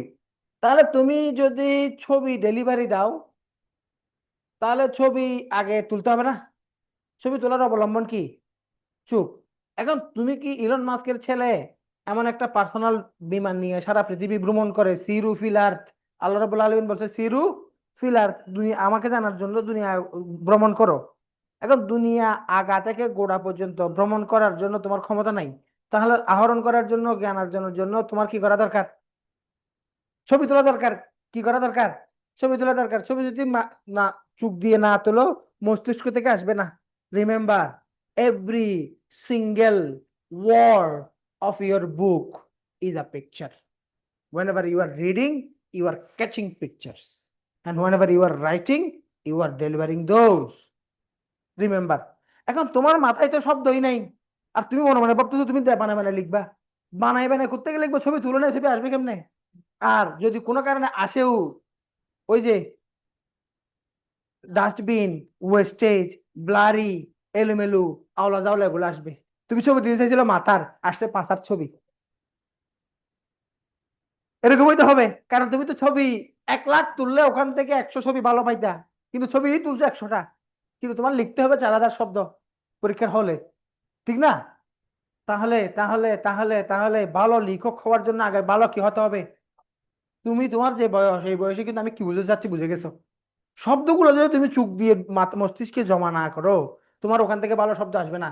এবং শব্দ তুমি যা জমা করছো, তা শুধু জমা করলেই হবে না, ওখানে প্রতি 100:1, 100:1 হতে হবে। 100টা শব্দ ঢুকিয়ে ওখান থেকে একটা শব্দ বের করব, তাহলে স্মুথ। 100টা ছবি থেকে যখন একটা ছবি বের করবো, ওটা খুব ভালো ছবি হবে। তাহলে তোমারও ওই 100 শব্দ থেকে যখন একটা শব্দ আনবা, ওটা ভালো শব্দ হবে। বুঝতে পারছি? এই জন্য to be a good writer you should be a good, আওয়াজ নাই, কথা বলো না, নাই, গুড রিডার হতে হবে। গুড রিডার কেমনে হতে হয়? তাহলে গুড রিডার কেমনে হবো? বেশি বেশি পড়বো? বেশি পড়লে কি গুড রিডার হয়? না, বেশি পড়া নয়, সিলেক্টিভ পড়া, কাজের পড়া পড়া, কাজের পড়া, এবং পড়াগুলো মনে রাখার জন্য ব্যবস্থা করা।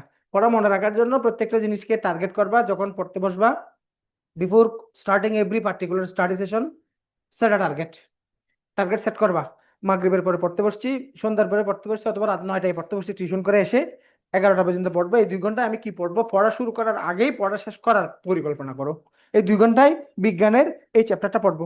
এই 2 ঘন্টায় আমি 37তম বিসিএস এর অথবা এই বাংলাদেশের সংবিধানের এই বিগত বছরের যে প্রশ্নগুলো আসছে, এই প্রশ্নগুলো থেকে এই 10টা প্রশ্নই আমি একবার দেখে ফেলবো। আগে থেকে টার্গেট রাখবা। And finishing that, ending that, ending that particular study session, close the book, close your eyes, ask yourself, have you reached your destination? Have you completed your target? এই জিনিসটা নিজে নিজে একবার প্রশ্ন করবা। বড্ড মিস করে বলছি, তোমার পড়ায় অন্যরকম একটা বরকত চলে আসবে। আমরা এগুলো করি না।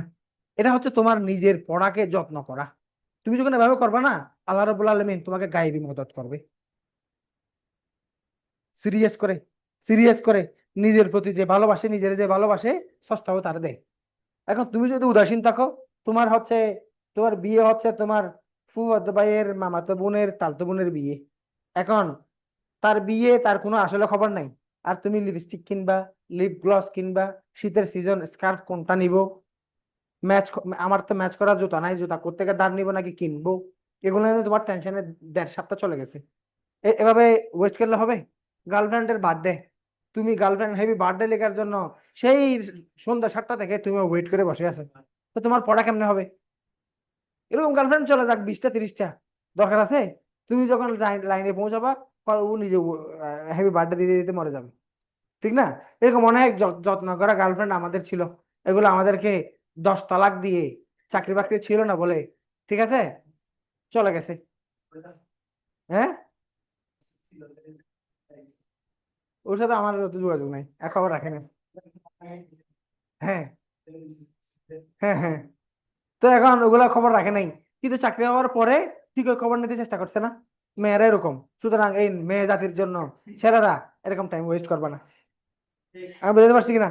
তাহলে আরেকটা লাস্ট টিপস দিই, ওটা হচ্ছে এখানে এক এক অন্য ধর্মেরও থাকতে পারো, বৌদ্ধ, হিন্দু, খ্রিস্টিয়ান, মুসলিম, সব ধর্মের মানুষ আমরা থাকতে পারি, অনলাইনেও থাকতে পারো। যে যে ধর্মেরই হও, ধর্মকে আপন করে নিবা, নিজের ধর্মকে। ধর্মীয় অনুশাসন, ধর্মের প্রতি অনুরক্তিটা তোমার আত্মবিশ্বাস বাড়াবে। কি বাড়াবে বলো? আত্মবিশ্বাস। একটা মানুষ কিন্তু আত্মবিশ্বাসের উপরে অনেক কিছুই নির্ভর করে। যেদিন এই 6-7 বয়স বক্তব্য রাখতে বলছে, কিরে টিচার যেদিন ডেকে বলছে, স্কুলের হেডমাস্টারের অফিসে ডেকে, তুই তো অসাধারণ বক্তা, তুই তো সেই বক্তা হবি, সেই দিন গেম চেঞ্জ হয়ে গেছে জীবনের। তখন বুঝতেছি আমার আত্মবিশ্বাস এত বেড়ে গেছে, না আমি তো সেরা বক্তা, এগুলো ওরাও পারে নাকি, আমি পারি। আর কখনো ওভাবে পা কাঁপে নাই। শিক্ষকের একটা অ্যাপ্রিসিয়েবল শব্দ পুরো জীবনের গেমটা বাজাই দিছি। কথা বুঝছো? এই জন্য এই আত্মবিশ্বাস এত বড় জিনিস।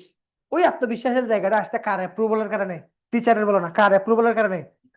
তো আত্মবিশ্বাস পাওয়ার জন্য টিচার, পরিবেশ, তোমার নিজের কোনো কর্মের প্রাপ্তি, এগুলার পাশাপাশি সবচেয়ে বেশি তুমি কনফিডেন্সটা পাবা ধর্মের প্রতি অনুরক্তি। অনুরক্তি অনেক বেশি পায়াস হতে নাও পারো। তুমি কি জানো, তুমি যে পড়াশোনার জন্য সাধনা করছো, এগুলো ইবাদত।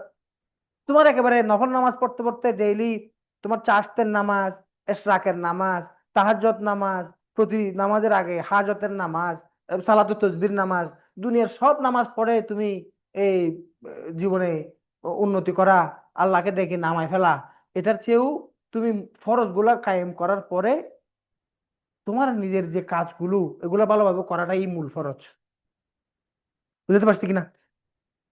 কিন্তু যখন অলস সময় থাকবে ইবাদত করার চাকরি হয়ে গেছে, আমার চাকরি হয়ে গেছে, আমি একটা হ্যান্ডসাম স্যালারি পাই, আমার অফিসে কর্মব্যস্ততা একটু কম, আমি এখন বসে বসে সারাদিন যদি প্যারেড কোনায় বসে পায়ের উপর পা তুলে তুলে 2টা বাজে কলেজ থেকে এসে রাত 3টা পর্যন্ত বিড়ি টানি, আমার কেউ কিছু বলবে? বলবে না। কি সবাই বলবে যে ও স্যার আর কি, সুখী মানুষ। কিন্তু তুই যদি বিড়ি হবে তা আলার ফল এখন হাম নাই, চোরি নাই বড়ি নাই বা হত্যানি আনি হার বলবি বিড়ি হার, সবাই বলবে না? সবকিছু করার জন্য জীবনে সময় আছে একটা, সময় যদি না হয় তাহলে তুমি এটা আগে করলে ভুল করবা। আমি বুঝতে পারছি? তাহলে বলো, প্রথম কথা হচ্ছে পড়া শুরু করার সময় কি কি সেট করা, টার্গেট। আমার এগুলো ছোটখাটো কথা না, এগুলো এগুলো হচ্ছে গাইডলাইন। এগুলো মেনে চললে অনেকের গেম, ওই যে আমার স্যারে বলছিল তোর বক্তব্য ভালো, গেম চেঞ্জ হয়ে গেছে, পরে দেখা যাচ্ছে আমি আসলেই ভালো, বেরোয় আসতে ভেতর থেকে। এরকম তুমিও জানো না তোমার ভেতরে কত সুপ্ত পাওয়ার রয়ে গেছে, আল্লাহ তোমাকে কি কি মর্যাদা দিয়ে পাঠাইছি, বের হচ্ছে না যে, বের হতে পারতেছে না। কথা বুঝছো? তাহলে এই জন্য বলো, পড়া শুরু করার সময় কি করব? টার্গেট সেট করব, এবং পড়া শেষ করার সময় বই বন্ধ করো, দরজা বন্ধ করো, চোখ বন্ধ করো, যেভাবে বন্ধ করো, যেটা বন্ধ করে পারো। কোনো কিছু বন্ধ না করেও পারলে সমস্যা কি? বই বন্ধ না করো যদি আমি বইয়ের ব্যাপারগুলো কল্পনায় আনতে পারি, সমস্যা নেই। এটা ইম্পর্টেন্ট ব্যাপার। আমরা অনেক পড়া পড়ি, আমরা ভুলে যাই। আমি কানে হেডফোন দিয়েছি অনলাইনে ওটা প্রশ্ন করার জন্য, আমি শেষ করে দিব, তোমরা প্রশ্ন থাকলে করিও। তাহলে ভুলে যাই কেন জানো? ভুলে যাই কেন জানো? তুমি টার্গেটও নাও নাই, পড়া শেষ করার পরে এতক্ষণ কি পড়ছো এগুলো রিমাইন্ড করার চেষ্টা করো নাই। তুমি যদি সারাদিন টাইপ করো, সকাল 9টা থেকে রাত 9টা পর্যন্ত MS ওয়ার্ডে একটা বিশাল ফাইল টাইপ করছো, কন্ট্রোল S দিয়ে সেভ না দিলে এই ফাইল কম্পিউটার বন্ধ করার সাথে সাথে বাতাসে উড়ে যাবে না? উড়ে যাবে না? এই যে 2 ঘন্টা পড়ছো এগুলো সব ভুলে যাবা যদি তুমি পড়া শেষ করার সময়ে কি পড়ছো এটা নিয়ে তুমি একটু রিমাইন্ড করার চেষ্টা না করো। আরেকটা কথা হচ্ছে আরেকটা কথা হচ্ছে আরেকটা কথা হচ্ছে একটু একটু বিরতি নিবা। বিরতি কিরকম জানো? ধরো তুমি 6 দিন পড়বা। কয়দিন? 6 দিন। সপ্তম দিন সপ্তম দিন সপ্তম দিন তুমি রিভাইজ করবা। কি করবা? রিভাইজ। এখন রিভাইজ করার সময়, স্যার আমি 6 দিনের পড়া কি একদিনে রিভাইজ করতে পারবো? অবশ্যই পারবা, কারণ এগুলো তুমি শিখে ফেলছো না। তো তুমি পারো তো। একেবারে ডাইরেক্ট বাচ্চার মতো মুখস্থ করতে হবে এমন অনেক পড়া আছে। যেমন আমি যখন পড়ছিলাম, আমি নন সায়েন্স ব্যাকগ্রাউন্ডের ছিলাম, BCS এর সায়েন্স পড়ার সময় তুতা পাখির মতো শব্দ করে করে 4-5 এর বাচ্চার মতো আওয়াজ করে করে বিজ্ঞানগুলো শিখছি, এবং ঠিক ঠিক আমি খুব ভালো নাম্বার পাইছি। এরকম কষ্টও করতে হবে। বুঝতে পারছি? এই জন্য এখানে অনেক ধরনের মার্ক প্যাচ থাকবে, ভয় পাওয়ার কিছু নাই। তুমি যদি ভালো লেখক হতে পারো তোমাকে কেউ আটকাইতে পারবে না। আর প্রিলিটিকার জন্য সবচেয়ে বড় শর্ত হচ্ছে তুমি কোচিং এ আসছো, কোচিং এর সাথে শেষ পর্যন্ত লেগে থাকবা। অর্ধেকের মধ্যে জড়ে যাইও না। অর্ধেকের মধ্যে জড়ে যাইও না। মানে তালতো বোনের বিয়ের জন্য 15 দিন কোচিং আসো নাই, এই কাজ করবা না। আরেকটা কথা বলি, সেটা হচ্ছে যদি পারো তোমরা লাইব্রেরিতে বসার চেষ্টা করবা। সারাদিন না পড়তে পারো, সারাদিন না পড়তে পারো, 2-3 ঘন্টা তোমার এটা টার্গেট। তোমার হচ্ছে যে তুমি কোচিং এ ভর্তি হয়েছে, তোমার এটা অধিকার লাইব্রেরিতে বসে পড়ার। তুমি টার্গেট রাখবা, আজকে ক্লাস আছে, ক্লাস থাকলে ক্লাস করব 3টা থেকে, তাহলে আমি আজকে লাঞ্চ করে 1টার মধ্যে চলে যাব, 3টা থেকে 5টা ক্লাস করব, এরপরে একটু চাটা খেয়ে 5টা থেকে মাগরিবের পরে বসে আমি রাত 10টার দিকে আসবো। ডেইলি একটা লাইব্রেরিতে আসার একটা টাইম ম্যানেজ করে ফেলো। কম কম করো, প্রথমে 1-2 ঘন্টা পড়ো, প্রথমে 2 ঘন্টা করে ক্লাসে যেমন আসছো ওরকম লাইব্রেরিতে আসছো, ওটাকেও সিরিয়াসলি নাও। তাহলে ইনশাল্লাহ এই তুমি এগিয়ে যাওয়ার কাজটা করবা। আর লাইব্রেরিতে সবাইকে অনুসরণ করবে না। লাইব্রেরিতে এমন অনেক বস্তা ফসা মানুষ আছে, কিন্তু পড়তেছে আজকে 4 বছর ধরে, কোনো কোনো চাকরি হচ্ছে না, এবং বেশি বুঝে বেশি বুঝে। এই যে ক্লাসে অনেক কথা শুনছো, এখন লাইব্রেরির কোনায় সাকসেসফুলি গত 4বার প্রিলি ফেল করে একজনের কাছে যদি তুমি পরামর্শ নাও, তার পরামর্শ কাজে আসবে না। কারণ সে সে সাকসেস কোন দিকে? ফেল করার দিকে, কারণ সে হ্যাটট্রিক করার পরেও শান্ত হয় নাই, আর একবার ফেল করছে। কথা বুঝছো? তাহলে এত অবহেলা এত তাচ্ছিল্য করে ওদেরকে বলতেছেন কেন? তো তাচ্ছিল্য করবে না, তুমি তার এই 4 বছরে যদি একটা বিয়ে করতা, বাচ্চা হইতো 4টা। তো অনর্থক আমার লাইব্রেরিতে বসে বসে আমার চেয়ার ভাঙতেছো, কারেন্ট বিল যাচ্ছে, এসি বাতাস নষ্ট হচ্ছে, এগুলো করার কি দরকার ছিল? তাহলে আমি তোমাকে চাই কয় বছর? 1 বছর। আগামী বছর তোমাকে আমি স্যার বলবো। সত্যিতে করে আসলে অনুপমকে আমি বলি, অনুপম স্যারের কাগজগুলো সিল করে দাও, অথচ সে স্টুডেন্ট ভাইবা ব্যাচের। তাকে আমি স্যার বলতেছি, আমি নিজেই বলবো স্যার, কারণ আমি জানি তুমি টিকে যাবা, ওই লেভেলে তুমি পৌঁছাই গেছো। আমি বুঝাতে পারছি? তো অনলাইনে দূর দূরান্তে যারা কথাগুলো শুনছো, অনেকে হয়তো, কেউ হয়তো নতুন থাকতে পারো। আবার আমি বলছিলাম বেসিকের স্টুডেন্টদেরকেও জয়েন করানোর জন্য। বেসিকের স্টুডেন্টদের সাথে আসলে কথা হবে শুক্রবারে। আজকে এমনিতে আজকের এই ক্লাসের সাথে যে কথাগুলো ছিল, এই কথাগুলো আসলে কোনো ব্যাচ টার্গেট ছিল না, ইউনিভার্সাল কথাবার্তা বলছি। আমি আধা ঘন্টা কথা বলার জন্য আসছি, হয়তো এতক্ষণ আধা ঘন্টা হয়ে গেছে। তোমাদের কারো কোনো প্রশ্ন আছে? বলো। আমি বেশি ভিতরে ঢুকি না, বেশি ভিতরে ঢুকলে ঠিক হয় আমি আধা ঘন্টার জায়গায় 2 ঘন্টা হয়ে যায়, এই জন্য আমি ইচ্ছে করে ঢুকি নেই। আমি জাস্ট কি কয়েকটা পয়েন্ট বলছি। ট্রু লেভেল রাইটার হতে হবে। ট্রু লেভেল রাইটার হওয়ার জন্য কি হতে হবে? ট্রু লেভেল রিডার হতে হবে। পড়ার সিস্টেম বলছি, এই যে কয়েকটা কথা বলছি, এগুলো একটু খেয়াল রাখবা। ঠিক আছে? তারপরে তোমরা এখন এই ক্লাস কি এখনোই শুরু করে দিবে বলছে? আশা করি রিড এ সপ্তাহে দিবে না ক্লাস, কিন্তু অ্যাসাইনমেন্ট হয়তো দিয়ে দেয়, শুরু করবে। তোমরা সবাই আমাকে বলছে এখানে নতুন তেমন কেউ আসে না, সবাই এডমিটেড স্টুডেন্টরাই আসছো। এ, কেউ নতুন থাকলেও তুমি জয়েন করে ফেলো। এই প্রথম দিকে যারা আসে তারা অনেক কিছু কাজ থাকে, যে কাজগুলো আসলে পরে আসলে আর করানো সম্ভব না। কিছু কাজ রিপিট করানো সম্ভব, কিন্তু কিছু কাজ আসলে রিপিট করানো সম্ভব হয়ে ওঠে না। তো এর মধ্যে কোনো অসঙ্গতিপূর্ণ কথা থাকলে সঙ্গতিপূর্ণ দৃষ্টিতে দেখবা। যা বলছি তোমাদের পড়াশোনার জন্যই বলছি। ঠিক আছে, সবাই ভালো থাকবা, আসসালামু আলাইকুম। অনলাইনে কেউ প্রশ্ন করে নাই আজকে?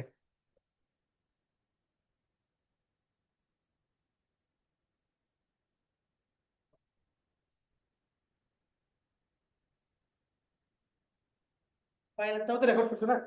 হ্যাঁ।